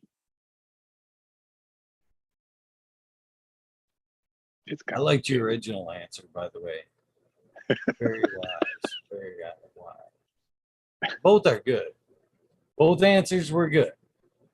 But the first one was I'd like to be, it's like I don't know enough of what happened and the sentiments and the reasons behind it. I have no place to say that. I can only respond to it happening, and so it's kind of like, whoa, okay. And I don't know necessarily how to respond, but the fact that I'm going, whoa, so it does, brings attention to the matter. So like I said, the music's going to shine through. I've been saying that through the show tonight, that listen to Mendo Dope, man. These guys, they're bringing it. They're bringing it, just their heart and soul and talent. They got talent, man. I was a top designer in the music industry. If everybody knows, I did Snoop Dogg's debut ad in Billboard magazine for Doggy Style back in '93 or whatever it was. And I did all of Marky Mark's ads for Billboard magazine. Oh, Marky Mark and the Funky Bunch. I don't know. I'm not as proud of that, but I was proud of the artwork.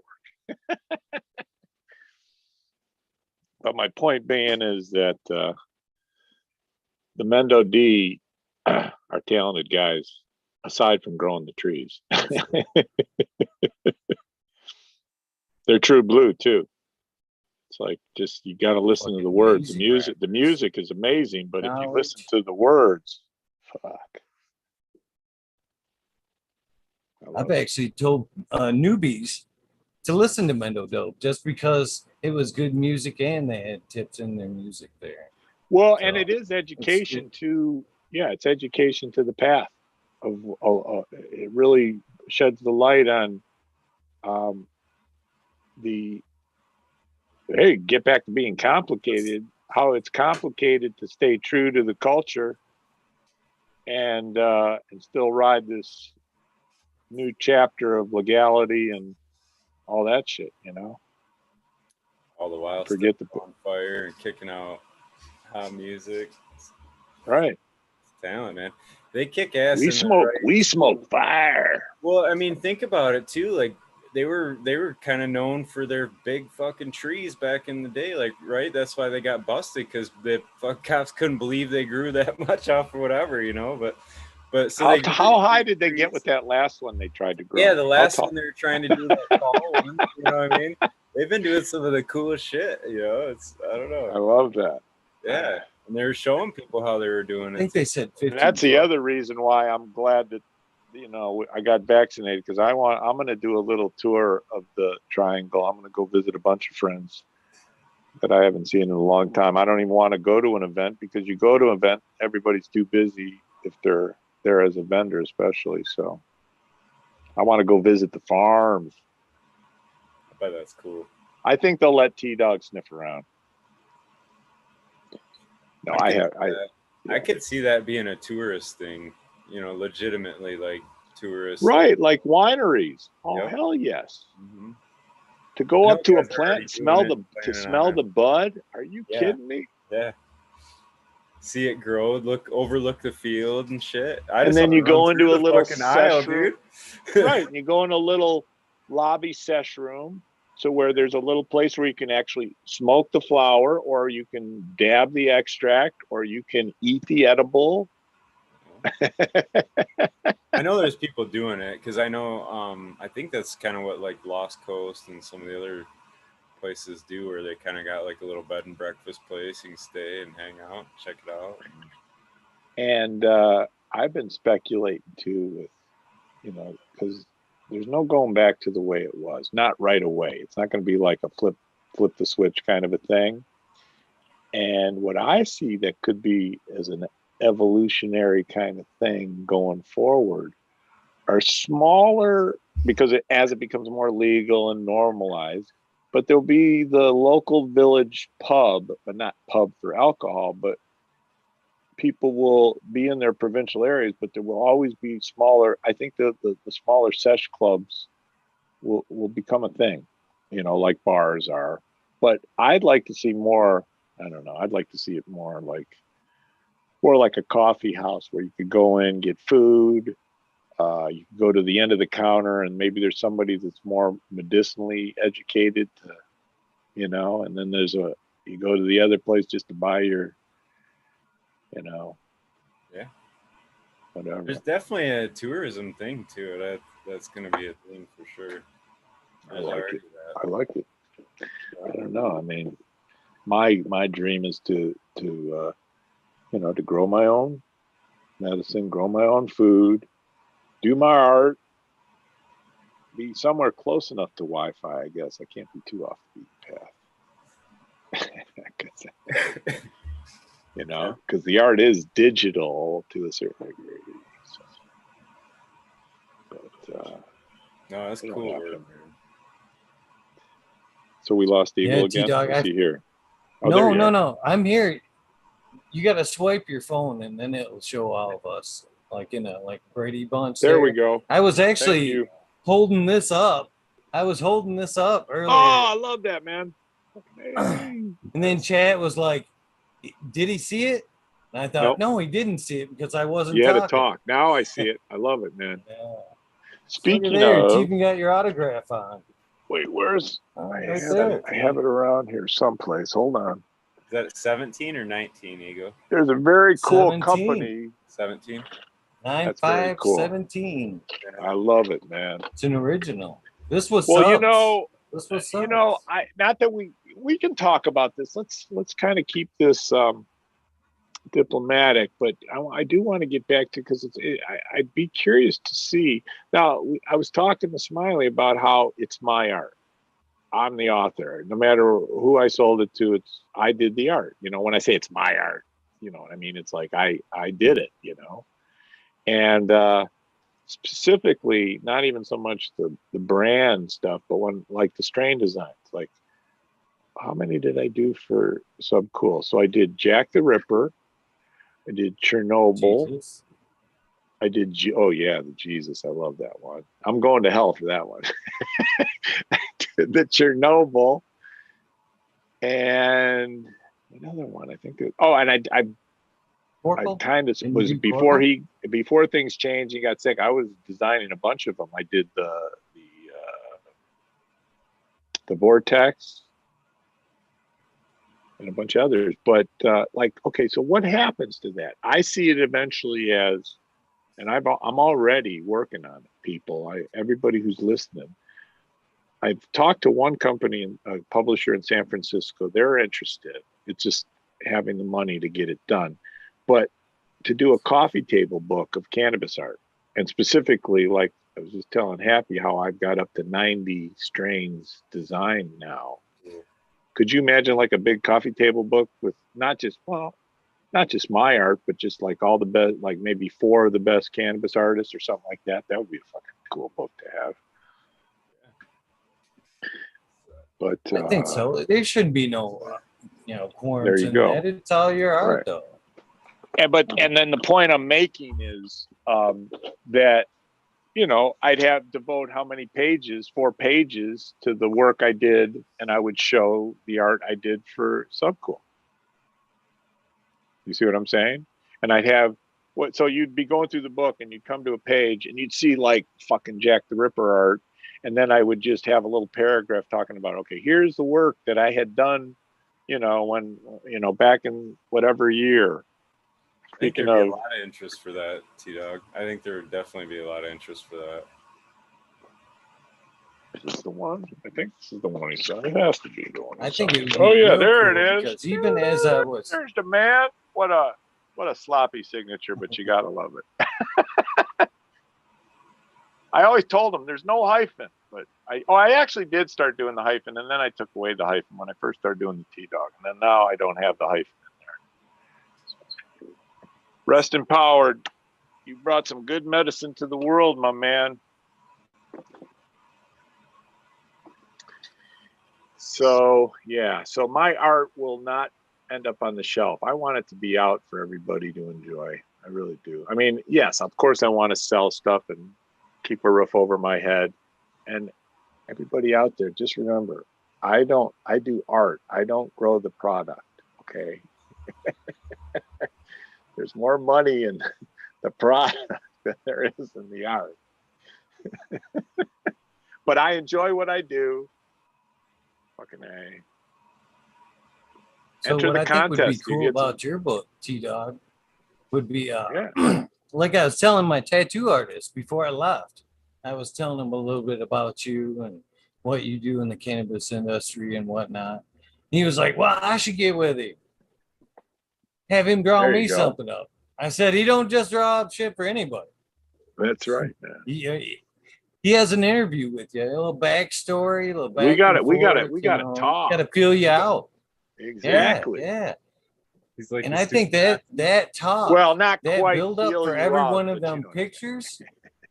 You know what I mean? A little addition, footnote, some of the facts from them conversations that led up to the picture would be really cool in that book. Well, I think I touched on that a little with Happy. Smiley. Happy. We're all happy and smiley. But honestly, is potentially if we ever work together out there, people, whoever's listening, is that what I do is I talk to you, okay? And I get an idea what your vision is, what you're thinking. We talk about what you want to get done, what your identity is going to be. And then what I do, it's pretty much, I even like, how do I refer to it? It's sort of like I'm your glorified pencil. It's sort of like I'm going to listen to what your passion is, what you're excited about. Sometimes I'll come up with something that you don't even think about, but I'm listening, and then I do it, and I'll do a sketch because I don't just like, I maybe don't have to do the sketch because my artwork speaks for itself, but fuck no, I want to communicate back to you in drawing versus words that I heard what you said. And so I'll like take a toke one night and I'll draw something and I'll have fun drawing it because I know that I heard what you said. And then I show the drawing to you and you go, fucking A. And then we're off to the races. And then you can give me the deposit. You know, we can work out the cash of how much it's going to cost. And everybody's happy at the end of the day. The only, I think, annoyance I am to people is that I talk too much.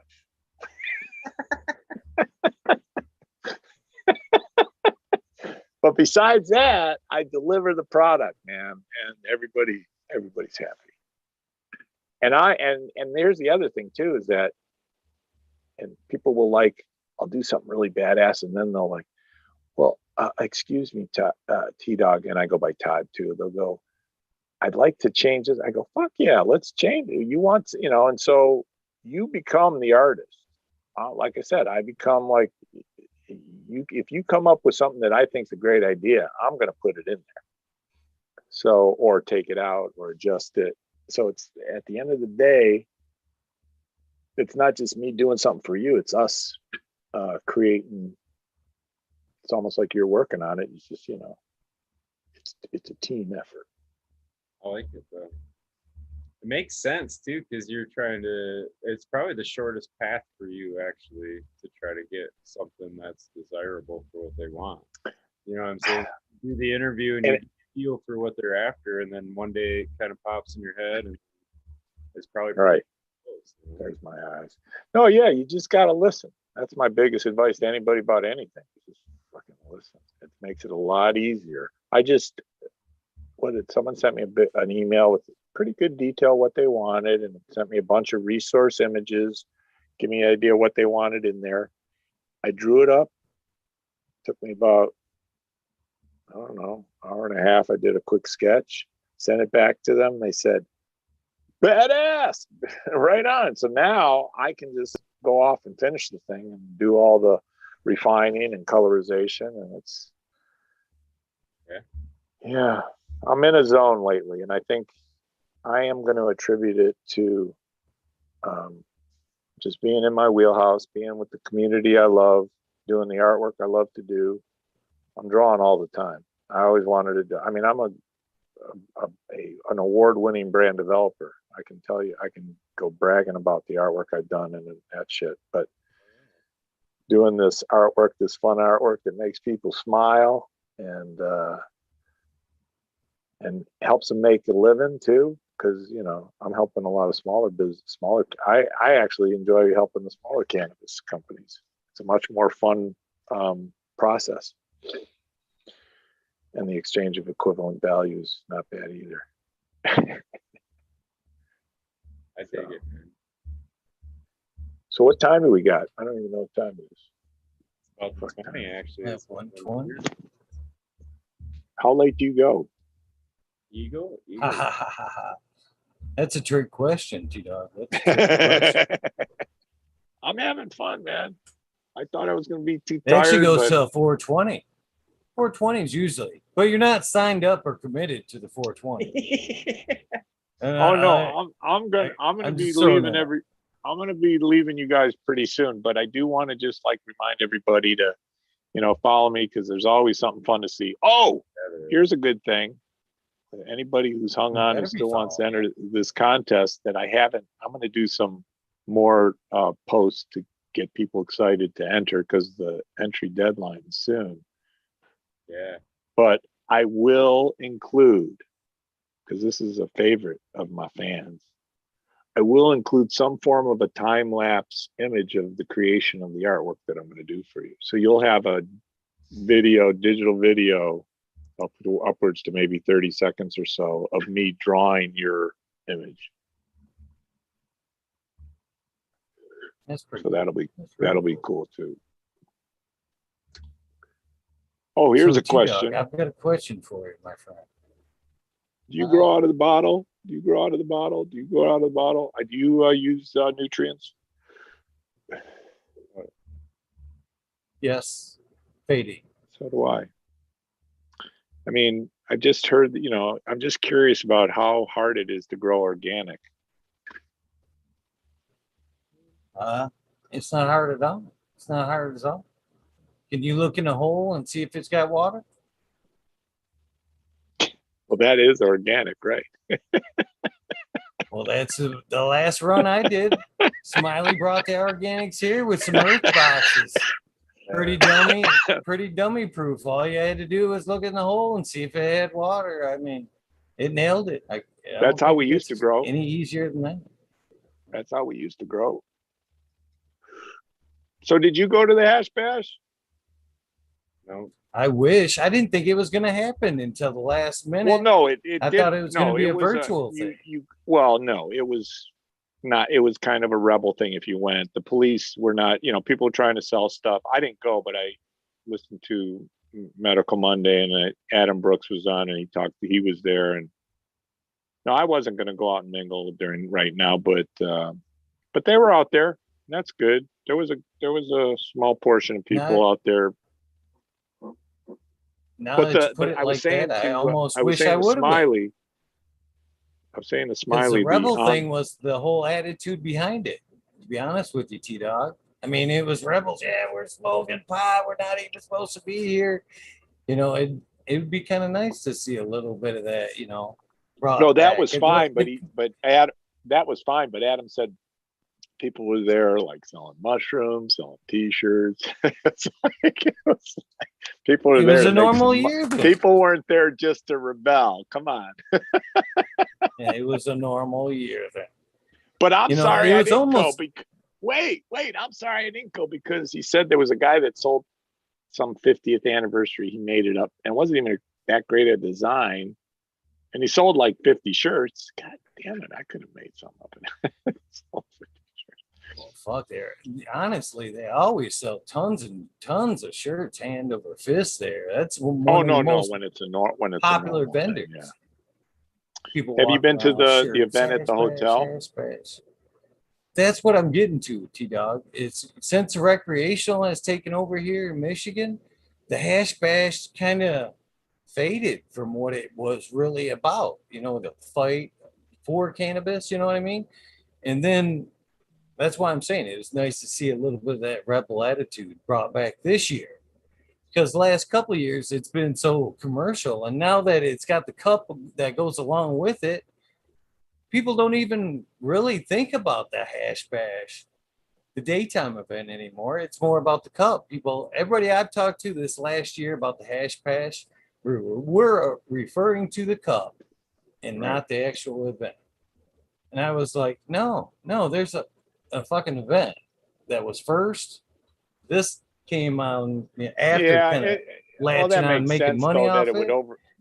It did. You're right, because it kind of like it was its own event, and then Adam brought the which has its pluses for the business community, the cannabis business community. It gave them a place to, and that's pretty much what that's for. And it allowed people to have a little place to go buy some product. All night hotel party for weed. That's fun. I don't care who you are. That's fun right there. You know what I mean? Yeah, no, it was just the first time he did it was just amazing. I said, this is like an embassy. Well, it wasn't an embassy suite. It's a Marriott. I can't remember. It's something like that.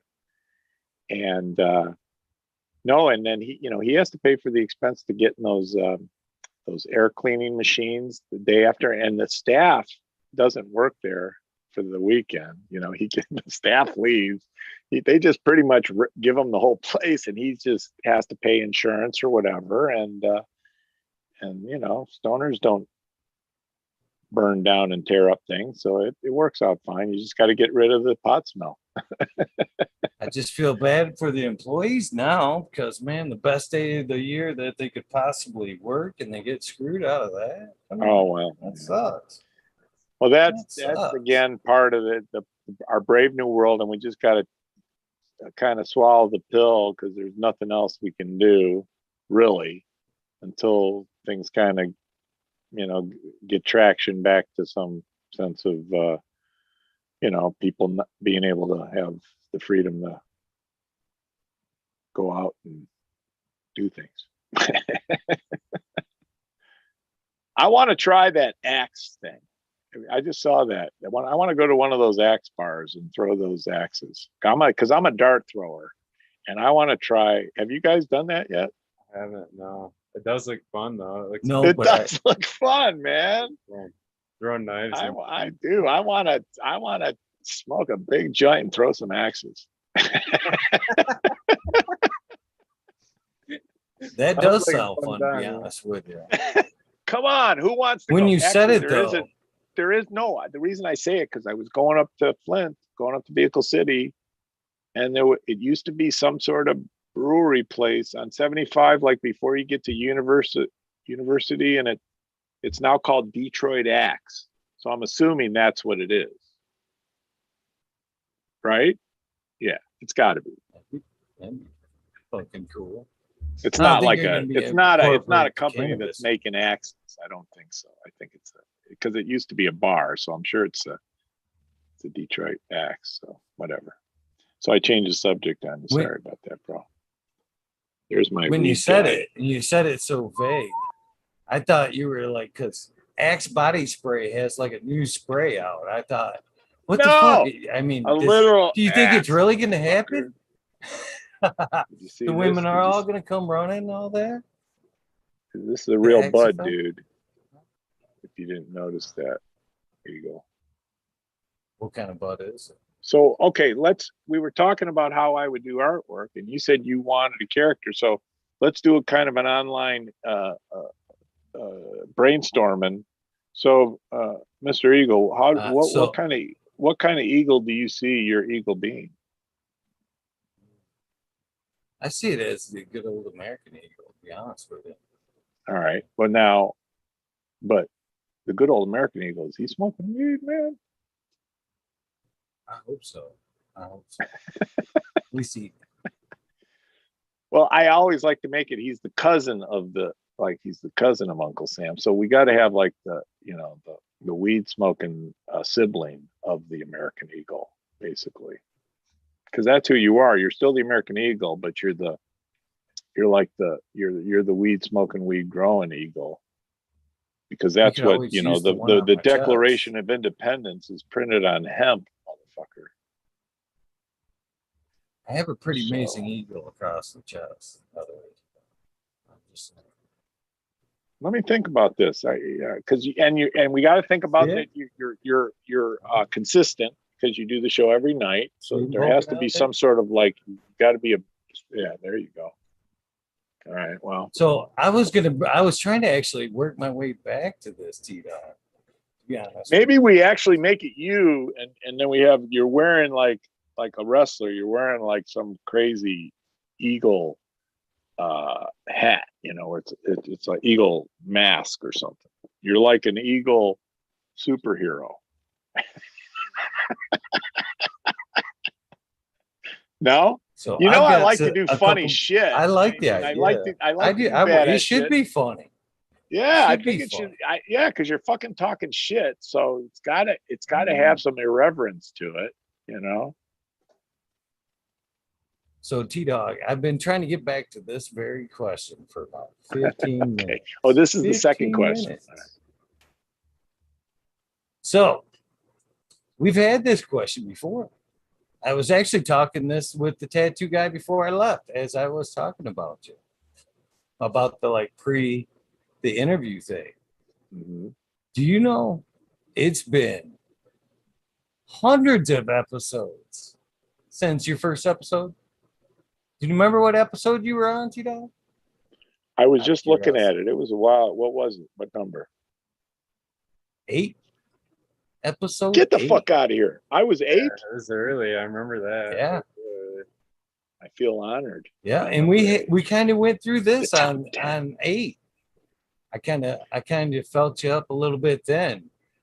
And we went I got to back tell you and something. forth, Just and so we you did don't... a little bit of this on air. But I think at the time, I don't think you thought I was going to make it this far, T-Dog. Oh, did you think I was going to make it? That's some thought you had in your head. I never thought. I got to tell you something right now. I had to. I don't do a lot of shows. So, in fact, I'm honored that that's why I was excited about being on tonight, man. This is my second time on the show. That's pretty cool. I'm no longer a solo guest. I've been on 2 times. I want to be a 5-time guest. Wait a minute. This is 370. Oh, he would have been. This is what, episode 5 of the second season? I was gonna say, if it was this episode 8 of the second season too, that'd be crazy. This is my birthday. Because my birthday was on the 8th, so this is my birthday. Happy birthday. Spot. Thank you, man. Yeah. The older I get, the better I used to be. Isn't that how it goes? Yeah, baby. No. I like to think that's true. Very true. It is true. So true. better. All the way around. Next older guy. I don't think you heard that, but that's all right. Yeah. I said the older I get, the better I used to be.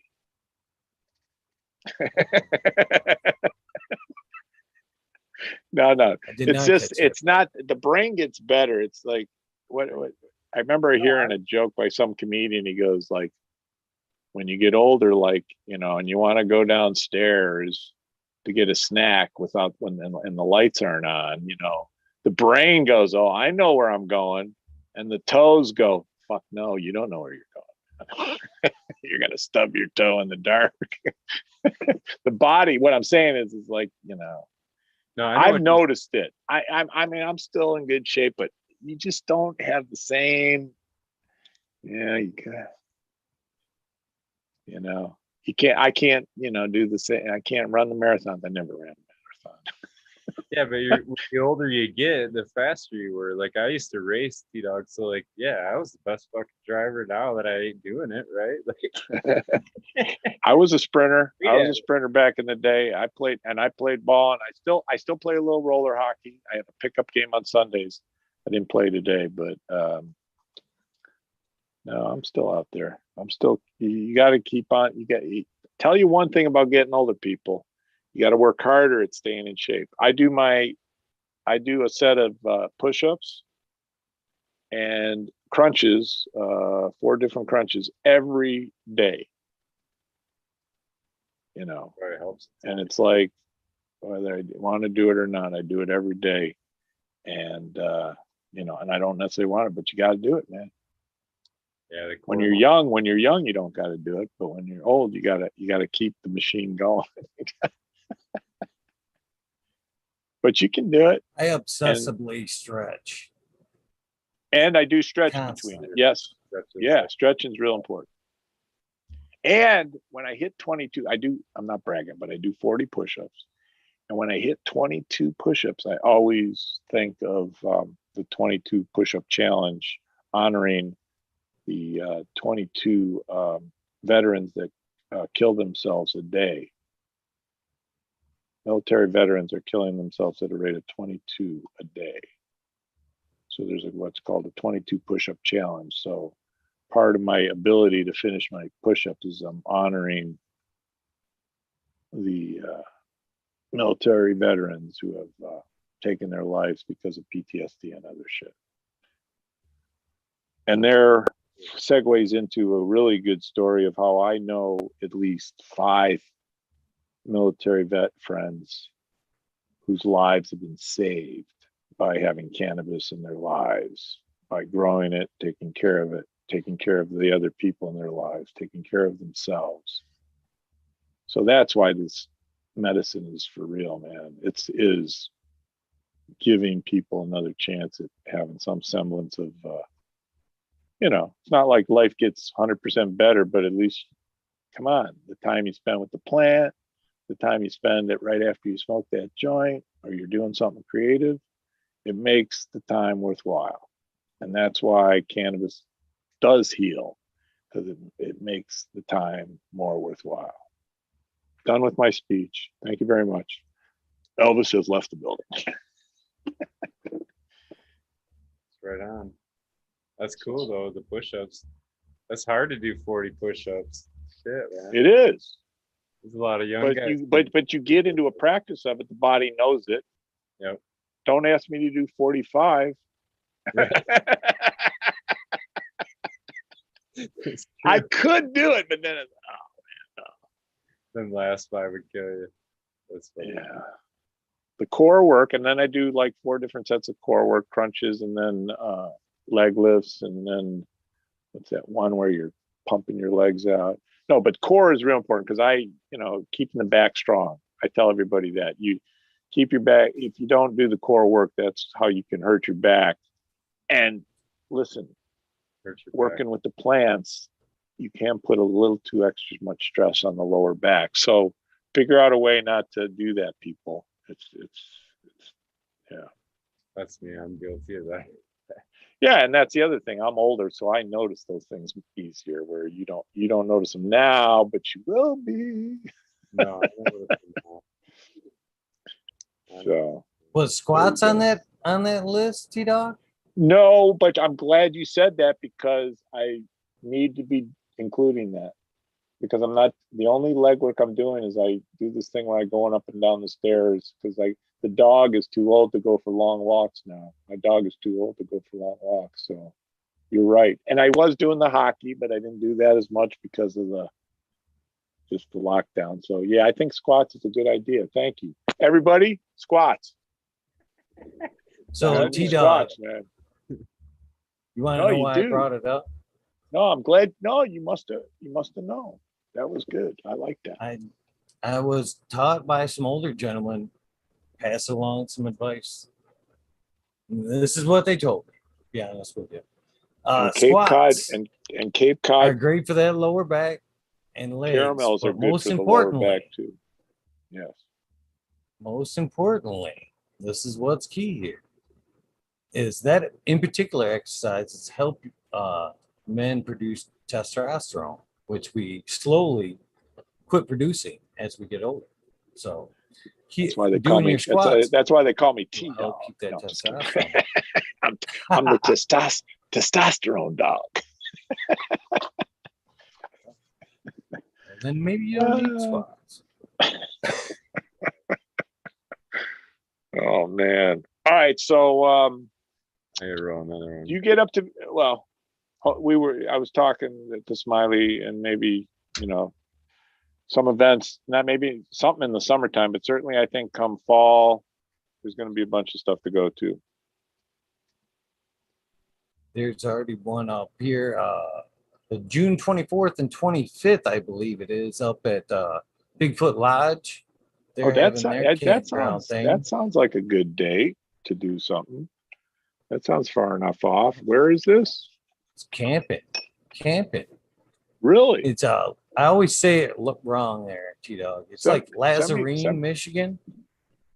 It's just I want to say east of Grayling on 52. That's not so bad. And what's the name of the event? Or wait, it's 76. Bigfoot Lodge. I believe it's the Herbal Forest is what they're calling it. Oh, so this is kind of the reboot of the Emerald Forest. I got you. There's also another event going on by what are they calling that? It's the same people that do the electric forest, but it's an herbal forest type thing. So I forget what that one's called. It might even be the electric herb, but they've got an event coming up as well. I do have a tie-dye deadhead. If you go to twotokes.com, there is a tie-dye shirt with and that was their idea, and I loved it. I didn't even think of it. I was like, put the shirt, put the design on a black or gray, and then one of the people at the printer says, well, why don't we put it on a tie-dye? I said, do it. And it looks pretty cool. The only thing is I'm picky about my tie-dye, colors, but some people don't mind. Some people, the deadheads out there. Well, sometimes what the colors are of the tie-dye, I like some versus others. I couldn't pick the colors of the tie-dye. But it looks pretty damn cool if you go to the twotokes.com. Definitely. So the deadhead. You've seen that design, haven't you? Where's my deadhead shirt? I don't think I got one here. TDog, there was a question in chat about it where people could buy your art. Is that at that twotokes.com? All right. It's a little not that complicated, but the twotokes.com is my current kind of t-shirt apparel site. That's where you get the apparel. Now, if you want to get my 18 by 24 signed poster of 24 strain designs and or the stickers and or a hat pin, you have to go to whatsyourstrain.com, which is my own, that was my site before I started doing my apparel. I haven't been able to combine them yet. I shouldn't have two sites, but it's whatsyourstrain.com, and that's what's here. I can even spell it out. That's what's with a Z, WHATZ, whatsyourstrain.com, and you can get my poster. And there's also a link there that'll take you to twotokes.com. So hold on. Oh, right on. This is going to be very talented of me. I'm going to write it backwards because the camera reads it backwards, doesn't it? Just because that's what an artist would do. See, that's how talented I am. I'm writing this backward. It is pretty talented. That's fucking damn good. That's strain. Hard. Yep, strain. I grab papers here. So what are we all smoking tonight? I'm smoking Sky Color Kush F3 from What kind of Kush? Sky Cuddler Kush. It's from Freeborn Selection. Interesting. I just popped a bean from, and I wasn't that familiar with the strain, but it's kind of an old school strain. It's a Savant, the breeder Savant, but it's the Shoreline cross with the Grandpa's Breath. Is that Grandpa's Breath nasty or what? Oh my God. Yeah, that's an amazing little strain. But now that I read the Shoreline, which puts a little like energy creativeness into the strong indica. So I'm very curious of what that's going to be. All right, here, let's see if this works. I think I did it pretty good. Yeah, there we go. What's your strain? So I wrote it backward. Oh, I didn't do the Z right. Damn it. Wait, I did the Z right. I got to change that. So hold on. That is stupid. I think Zoom mirrored your image, so it's still backwards. Am I wrong on that? No, just the. Oh, does Zoom correct it? Yeah, a lot of times it will. Oh, that's funny. Then I'll have to. What does it look like on your end? So there. Yeah, it's backwards. What's spelled right with it? Well, wait. Let me do it right then. Hold on.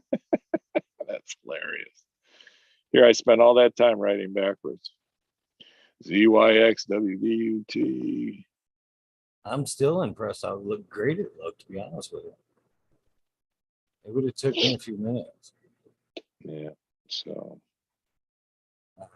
do you have a website? I do not. I guess you don't need one. You really don't. So, TDog, I don't mean to bring this back to me, but we were doing a little bit of an interview. So now you can see it, right? There we go. Perfect. Yes, sir. So go to whatsyourstrain.com and go to the shop page.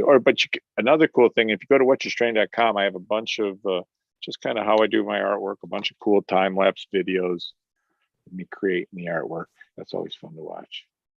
That's what people tell me. So ask me a question and then we can get the fuck out of here. I can go let my dog out. Just kidding. No, I was hoping we were going to get back to that interview. I kind of reversed it a little bit. Then it went south on the prelim artwork. We were doing. Oh, for you. Yeah. I got all. So I got a bunch of ideas. When I start talking to people, I start seeing images. I think you need to maybe have you don't necessarily wear a headset. Let me see your microphone. Do you have a little, you're just doing the headset and then, okay. Right. Because if you were more of your image was like you were wearing a headset and had a mic or something like how Smiley has that over his mic. He has a little buffer there. Yeah, that's the Smiley look. That's the Smiley look. That's a Smiley. We'll have to do a Smiley character, man. Oh, you gotta include Smiley. Smiley's got to be in there somewhere. What else do I got here? So what does this sound like to you? Bedrock Boogie crossed with Grape Stomper. Sounds good. I got a Grape Stomper cross. Yeah, I'm hearing a lot about the Stompers lately. So I did this artwork this is Blue Bloods Grow out of Massachusetts, East Coast Strong. That's cool. And that's their strain Shamanade. So they're a husband and wife team that have been doing it for a long time, bringing a lot of love to it. So everybody's, it's how do you figure out how to make money nowadays? That's got to be crazy. Is whether it looks like a lot of people, especially with the COVID thing, had to go the way of the seed, selling the beans, selling the genetics. Just the only problem with that is, you hear too many stories where you get a whole bag and nothing pops, Who knows what that's about? I've been on a terrible rage about that last year about breeders. I go back and forth, but I'm still against like the pollen chucking. I know everybody hates when I say that, but there's so many people out there that's heavy-handed. Heavy-handed that, you know, I think we need to slow down and figure out what the fuck we got before we keep mixing, to be honest with you. I know. We're at the point where the science is there to figure out what we got. It wouldn't take long, you know what I mean, to just figure things out and then move forward. But it's just Have you seen that little machine for testing? I saw it. Where did I see it? I said, holy shit, how much is that thing? There's like a little desktop machine you can test your weed on now. I think part of the problem is what's the standard for testing too is kind of right. Such a variable there. Guys can be like, well, I tested. And what are you testing for? It's like, so who gives a shit now? I'm sorry, this THC thing. I'm starting to being swayed to the school of terpenes and what kind of terpenes are in strains, and not be so concerned with the THC percentage. I just smoked something that was like 30, was tested at 31. It's like, whoa. It was sweet. It was great. Well, I don't think it's consistently that. In fact, I was designing something for it. I was going to put 31 into the design. They said, well, it might not always be 31, so we shouldn't put that into the design, which is true. So. Well, when I say that, I think most people, when they think of 31, they think, oh, couch lock. You know what I mean? Right. Oh, that 31 must have knocked you the fuck out. I don't find that. Like, there's times where I've gotten 30 plus and I've gotten a lot of energy out of it, but I don't think I agree with you. I agree with you. It's just about how do you feel? What is I remember DJ Short, I saw him he talked about sativas and indicas. And I've pretty much taken on his school of thought on that. It's like, how did he put it? He goes, indicas, sativas. How does it make you feel? You know? Period. Don't be like, it's almost like it's almost like a placebo. Oh, it's an indica, it's couch lock. No, it might not be. And it might be something that makes you creative and well, not energetic, but you definitely don't want to fall asleep, you know? I mean, I've noticed the difference. I mean, I do like a Jack Herrera or a green crack when I'm working, because I find that, especially if I'm working on a computer monitor, there's certain indicas. Oh my God, I can't even look at a computer monitor. Or I don't want to, or I get hypnotized or something. I'll catch myself. So do you work the terps in with your drawings as well? You know what I mean? Because that's a huge part of the strain, like you're saying. You know what? Try to work in like the fruits and the gases. It's so funny. I love that we're having this conversation because it's come up in some videos I've been watching and podcasts. I think it will be more, you're going to see more about the terps and when I'm drawing, you know, the mycenes, you know, maybe I should start giving some characters to the terps, you know, especially based on their origin and everything like that. Yeah. Why not? Because I do want to, I mean, there is some aspect of me wanting to educate with what I'm drawing. I just don't want to, you know, I love doing that. One of my favorite things is when people say, you know, I was looking at your drawing and then I looked at it again and then I saw this. I said, yeah. One of my favorites is my Romulan one. There's a lot of detail in that kind of, you know, just kind of explains the strain. So, well, some people interpret smells with colors. So do you think you can actually do the reverse? You know what I mean? To a person. Yeah, that's not a bad idea. Smell. Well, I'm sure it could be something when I draw it and then I explain it to them, they go, oh, fuck yeah, that's right.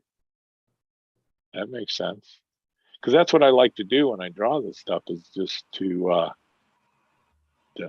one, to entertain, but two, to educate. Just kind of like to not educate, but just hit that chord that resonates, that it's like, you know, and that's, I know this is a, you know, it might be just me, a clever way of saying this, but when I used to do artwork for the music industry, obviously before I would design something, if I wasn't familiar with the band's music, I'd want to hear the music before I designed it, right? Well, it's part of my same thing with doing this work. I kind of got to experience the strain before I can draw it. And I would say of those 90 strains that I've drawn, I think, you know, I probably tasted close to maybe 75%. There's plenty that I haven't, and that, but the reason I did them is I knew somebody that had smoked it, and I had a conversation, or that I've read in online stuff. By the way, which online source do you like to read about strains? I'll tell you the one I like. I'm just curious which one you kind of, what's your go-to one that kind of speaks, doesn't sound like, I don't know. I'm just curious. I don't go to Leafly. I'll look at Leafly once in a while. Jinx. But I don't look at Leafly. I like All Buds. Allbud.com. I like how they just matter of factly, with not too much detail, but, and it seems like they know have a little more insight to the medicine and its effects, the way they explain it.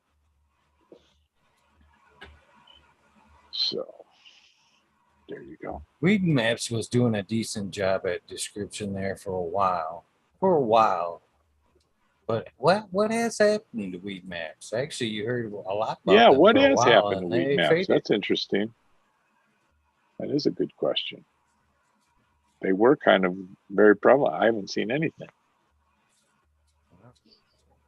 So shit, it's pretty nice here in Michigan there for a while, man. You could bring up that app and show you all the dispensaries and whatever one was on there, what was on their menu and all that good shit. That was nice. Now I guess you just go to the dispensary now. You don't have to go to Weed Maps. Everybody's kind of, I don't know, has an online presence. They don't need Weed Maps anymore. I don't know. That's interesting. One thing I thought was really cool, I wanted to make one more announcement that is very exciting. It's kind of like we're still in a little holding pattern because he's looking for the right situation of people to work with to create the nutrients he wants. But I designed his brand. I actually posted the logo a couple times, but I'm working with Ross Revelagati. And I don't know if you're familiar with him, but he won the gold medal first guy to win the gold medal in snowboarding in the Olympics in 1998 in Nagano, Japan. And, you know, snowboarders are known for their cannabis use. I hope you're listening, Ross. I think I might have said this. But long story short, so we got to know each other through a mutual friend in the industry. So he got his gold medal taken away from him 3 days after he won it because they found cannabis in his blood work. He was on think about this, you might have seen this, it was 1998. He was on Jay Leno because it became a joke that he had his medal taken away for having weed. He was probably at a party, who knows, whatever, for having weed in his blood work, when they're more concerned with performance enhancing drugs. I was waiting to say it. But I still think, but he has since, and I agree with him, I think weed is a performance enhancing drug. I actually do think it is. But in a good way. Not necessarily you're going to win the race, but you're going to feel good. So I think they admitted. Well, wait. Here's the full circle story, though. This is what's so fucking cool about Ross, man. So he gets the medal taken away from him. He's 26 years old. No, he's now 48 now. It's 20 whatever years ago. And so it takes him 6 years and 2 appeals, but he gets his gold medal back. So he is an official gold medal winner. Oh, shit. Everybody should know that. Ross Revelgati is a official gold medal winner, but nobody knew about him getting his gold medal back.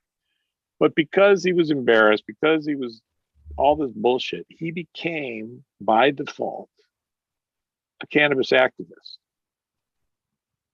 And if you look him up, I recommend everybody to follow him.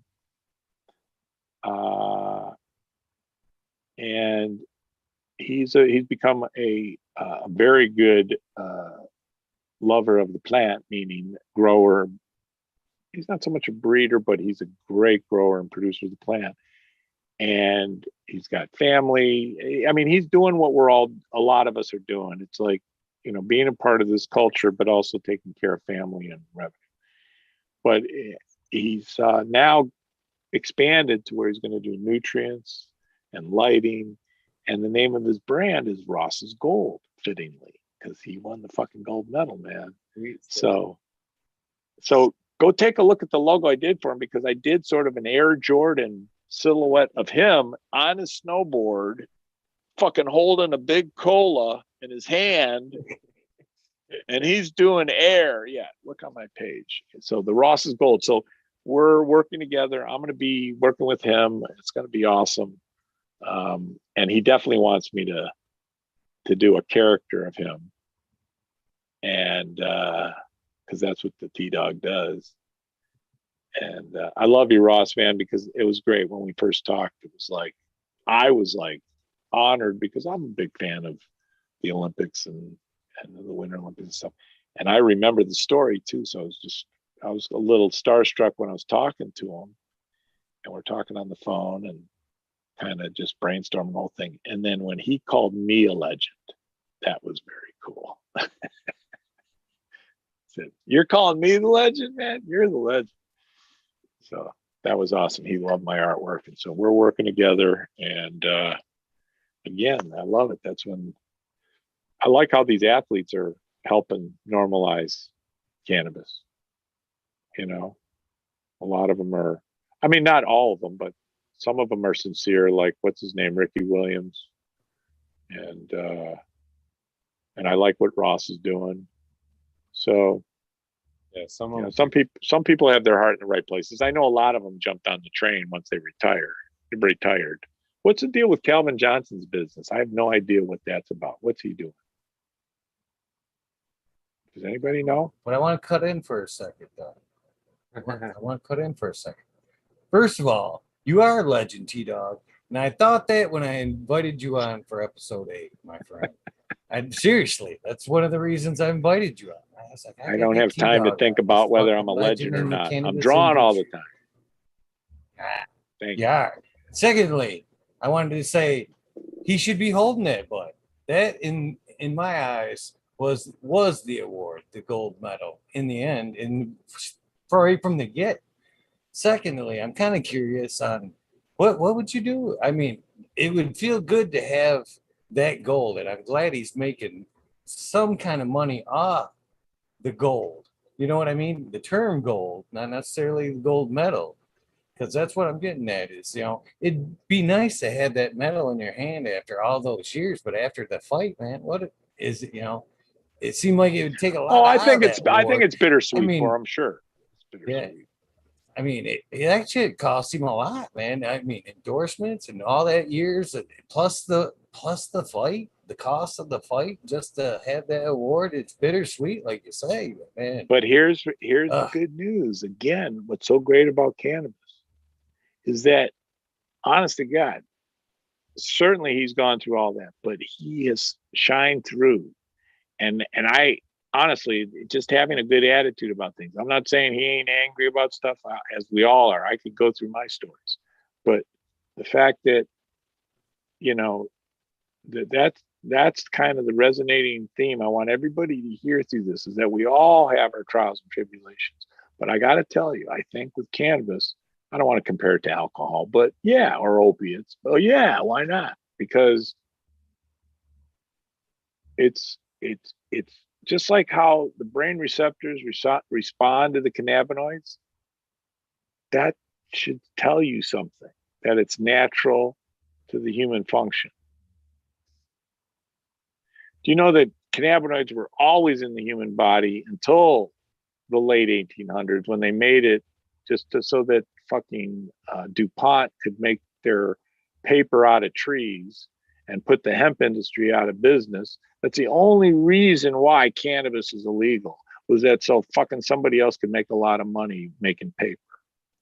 Yeah. Period. It was other industries though too. It wasn't just paper. Plastics. Yeah, but DuPont was the one that had the money.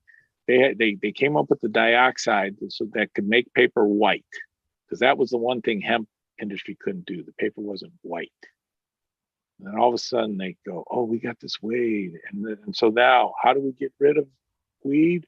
We put out this misinformation campaign.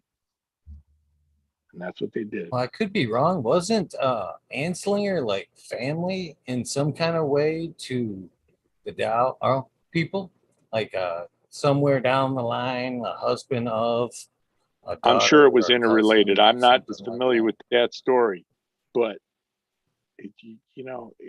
whether it's cannabis or anything, it's just about it's sad, but that's where, it's about making the dollar as opposed to what it's all about. And where I think cannabis is it's all about the cannabis and making enough for a reasonable living. It's not about, if you get obscene about it, then you're going contrary to what, kind of the philosophy of the culture and the plan is. So I'm not saying people shouldn't make a lot of money doing this. It's just, I hate to use the example, but the whole story, and just with the kind of what's come out of the whole MedMen thing, they just bit off more than they could chew, and then they just forgot about what the culture was about. So everybody keep growing at their homes, man. That's, I think, the key. Let's just take care of our little communities, our friends, grow the fire, grow the good medicine, educate everybody, have some fun art on your grow. You got to have that. And I don't charge too much. Exchange of equivalent value. So now this is all on tape for this is all on tape for perpetuity, right? I won't have any grandchildren. Well, I'll probably die before I have grandchildren, but I got great nieces and great nephews that will be able to watch this into perpetuity. Is that correct? Yes, sir. Yes, sir. Absolutely. I hope it stays up. YouTube. That's the thing, is that how I wonder what they're talking about is how you preserve your legacy, your digital legacy. Be very interesting how you do that. That's a tough one. Look at, say, and I'm not going down any in particular road, but say Alex Jones, or even what they tried to do to ex-President Trump, pull you off platforms. That could be done on this level too. They could just, you think you got a legacy going? Nope, well, nope. That could be just yin to the yang. 10 years, to tell you the truth. Go ahead. I'm sorry, I interrupted. Go ahead. I was just saying, if they delete in the way that things go, current memory of people and things and shit like that just seems to be like a flash in the pan with the way things move. You're here today, forgotten tomorrow. So in 10 years, if all your shit's deleted, nobody's longer talking about you. Where's your legacy? Is it going to carry on? No one's going to delete. No, you get deleted if you are a pile of shit, not just talking of shit. True. If you're a stinking pile of shit, I don't mind that they turn it off. I'm not saying who you mentioned are stinking pile of shit, but I just understand the human nature of why things happen. It's not just somebody pushing a button to turn people off. You got to, I'm all for freedom, but here's my thing. You're going to learn the philosophy of TDog right now. And here I'm putting it into perpetuity. There is no right or wrong. There's just consequences to your actions.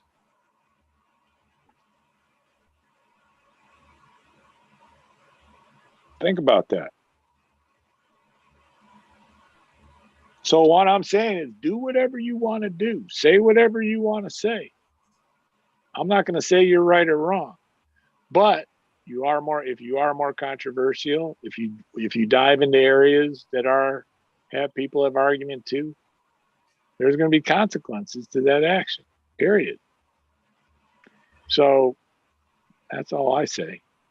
So I'm not saying that's I'm going to say my opinions, and then the thing is, there might be consequences to me saying my opinions. But I think I'm pretty safe. I'm just a harmless artist. All I do is draw pictures. Oh, but I could draw pretty amazing pictures. Yeah, I could draw some pictures there. Yeah. So don't you be nice to me, or I could draw some. That's funny. Are there? Yeah, I'm fine. Now I wonder, is there a TDog like angry real? I mean, we've seen the happy side, the fun side of TDog. Oh, I am. But is there like some like, I don't like you? Oh, absolutely. I am. My wife can't. I am. I'm yin to the yang. I can be a real ass, but I think it's justifiable. I actually went. Here's a good. I'm giving a giveaway a little something. Someone said I went to see. I had my annual physical, and my doctor asked me, "Are you depressed?" I said, "Well, yeah, fuck yeah, I'm depressed. Look at the fucking world. I mean, but I'm appropriately depressed. Am I depressed all day long? Fuck no. I have a laugh every day. I have love in my life every fucking day, and I get fucking pissed off and angry at the world every day. So it's all inclusive. That's the TDog. Yeah, I'm not just. I mean, I am a sweetheart. Fuck yes, but if I hear untruths or I hear nonsense, I'm gonna speak up to it. But I'm going to try and stay as, because I really do feel it's like you get nothing with anger. I mean, you can be angry, but you got to turn that anger into, because the way humans are so sensitive, you got to turn it into diplomacy. You got to kind of turn it into something they can digest and hear. Otherwise, they won't hear. Anger is a gift or a curse, depending on how you use it. Yeah, that's a good one. Blessing and a curse. Yeah. Because anger can save you. You need anger if someone's stepping on your foot, right? You're not going to go, "Oh, excuse me, please get off my foot." Get the fuck off my foot. There's a lot of truth to that. I was going to say anger is a little bit a different perspective. Is anger is a learned response to frustration. And the actual emotion is frustration, and anger is the response we do for that.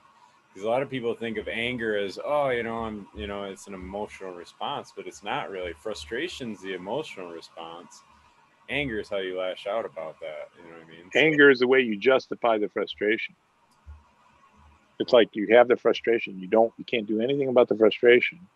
So you get self-righteous about it, and you just, I'm going to be angry about it. Right. But understanding that is helpful, because then you kind of, so it just gives you that perspective to kind of take a step back maybe and be like, all right, I'm frustrated. So how many about this, How but many what's the viewers best do we have right resolution? now? You know, Because we're saying some cool shit. How many viewers do we have right now? like 80. Don't know. Very cool. Very cool. And All right, everybody. So, oh, here's another one. Nobody has courage. Courage is made in the moment. You got to make courage in each moment. So don't ever think, I don't have the courage. Because I think the truth is that it's situations and how you respond to the situation. That's where you make courage. I think you don't know what you got until you get put in the situation. That's right. So don't feel you got, just keep at it. Keep on keeping on. Oh, we were talking about this earlier. I'm going to recommend this. Oh, you're going to go on my giveaway. You got to go. Everybody's got to enter the giveaway. I want to hear what Two Tokes means to you. And so you can either win art from me, you can win great prizes from me or whatever. That's all great and good. But I just want everybody to, stay lifted, stay focused on what you can do, what you know you can do. Don't worry about the shit you can't do, what you can't, I'm hearing so many people just so getting back to the anger, just so angry about things they can't change. And it's like, fucking hey, it's not like I'm not saying because I'm in the same place as they are, but I've learned long enough that, just work on what you can do. And only complain to somebody that can do something about it. That's a good one too. That's a good recommendation, man. Well, I love being on the show, man. I'm petering out. Yeah. It's been a long time. So here's my answer right off the top. When I think of taking two tokes is something I do when I realize I'm having a great conversation with two amazing people. There you go. There's my two tokes answer. You got a DM it to TDog. It does. All right. It's here for the record, though. It's here for the record. This is show 370. 370. Hey, nation, I want you to understand this guy. See, am I pointing to you right now? I think I am. Oh, I'm pointing to Shrek. But this guy right here has been going every day for over a freaking year, keeping this nation. It's like you are. It's almost like a little glue. Now, I'm going to tell you straight up, bro. I'm too busy to like regularly watch your show. But I follow you regularly. I know you're there. Just knowing you're there and just seeing, even if I watch 30 seconds of your show or 2 minutes of your show, it's enough to it is. It's kind of like what we all need is, this community. And so I appreciate what you're doing. And everybody loves being on your show, man. I never thought you weren't going to make it. What did I say? Something? No. Well, no. The reason why I haven't really been around. It's just that I haven't really been around. We never finished up on that interview, to be honest with you. That's why I asked. On episode 8, we never finished that interview there. That's why I asked. That was the only reason I asked. I can't remember. You asked me to remember. We're on 370 and you want me to remember 8? Fair enough. I love you, man. I can't wait to see you somewhere out in the real world. But let's what we could do?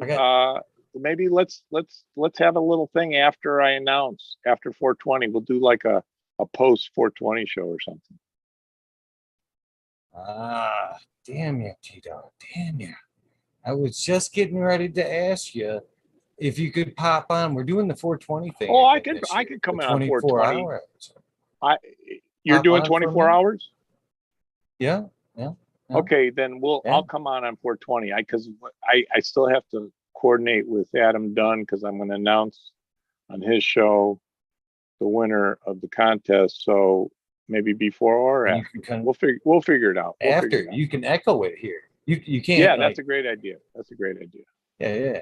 I like that. And especially, please. It would be really cool if one. And I'm not saying that that's going to happen.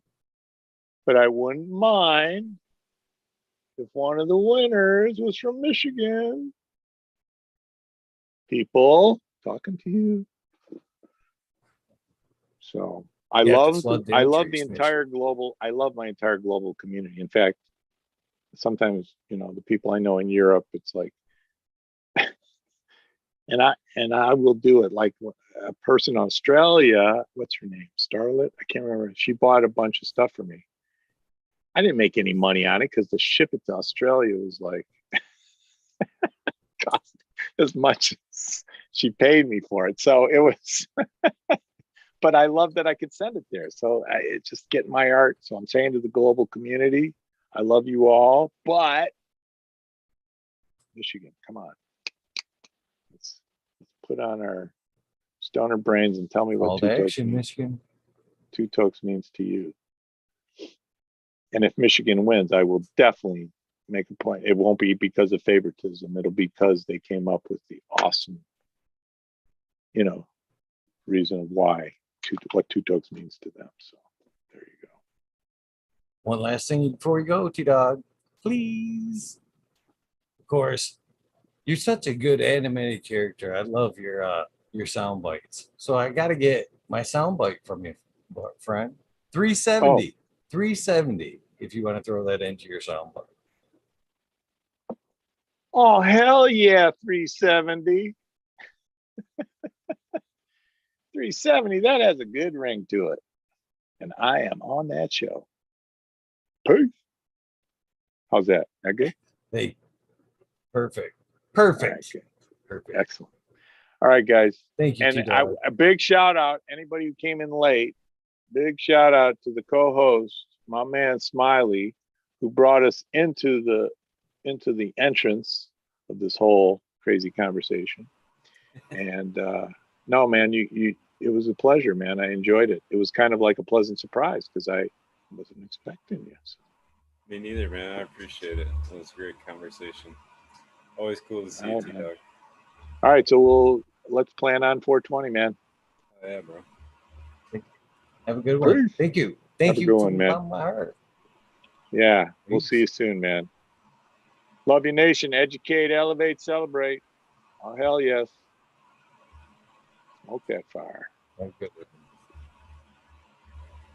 So as T-Dog pointed out, this thing could only go on without Smiley. T-Dog, one of the first guests to come on to believe in me enough to come on and do this. Smiley hanging out every day. Sometimes even on last minute call to bail out a friend, still getting a tattoo so the show can go on. I don't have to cancel on people. You're fucking amazing. I can't thank you enough, Smiley. No, For the record, brother. I appreciate it. Yeah. No, it's fun, dude. T-Dog's awesome. That was a great opportunity to even hang out with a dude like that. So, yeah, thank you. With that being said, too, I was watching. I shouldn't have been watching while I was driving, but I was watching, and it was kind of fun to see you smiling. Not that you don't smile during the organic takeover, but it wasn't as serious. You know what I mean? You were having that fun conversation that looked like you had fun tonight. I hope you enjoyed it. Rolling up a joint and hanging out. Cool ass dude. So yeah. I think a lot of T-Dog. He's definitely, his artwork's amazing. It's cool as shit. His time lapses of that too. And I was saying that earlier. It blows my mind, man. People can just effortlessly do shit like that. So it's cool. Yeah, I'll tell you. Yeah, that is something cool because today when I was waiting for the tattoo guy who may be watching right now, shout out Pat, Dark Hour Show 2, he was tatting on somebody else. And I'm frequent enough there. I answer the phone if I'm standing right there and fucking take some messages. And I'm at home. There. He's like, hey, man, do you want to? You can work on your shit. And I was like, I'd like to learn this. So I go over the computer and I print out my shit and then start doing the line tracing. Nah, it's not that fucking easy. Not that easy. And you were just tracing. I did a couple, threw them aside. He came up after, just do it like this. Got it started. I'm like, yeah, no, I'm drawing construction sketches here. This shit's permanent. I don't want you going by my construction sketch. I'm sorry, brother. I'd like to help you out, but this can wait for you. It's not that easy. It's not that fucking easy. Even tracing something.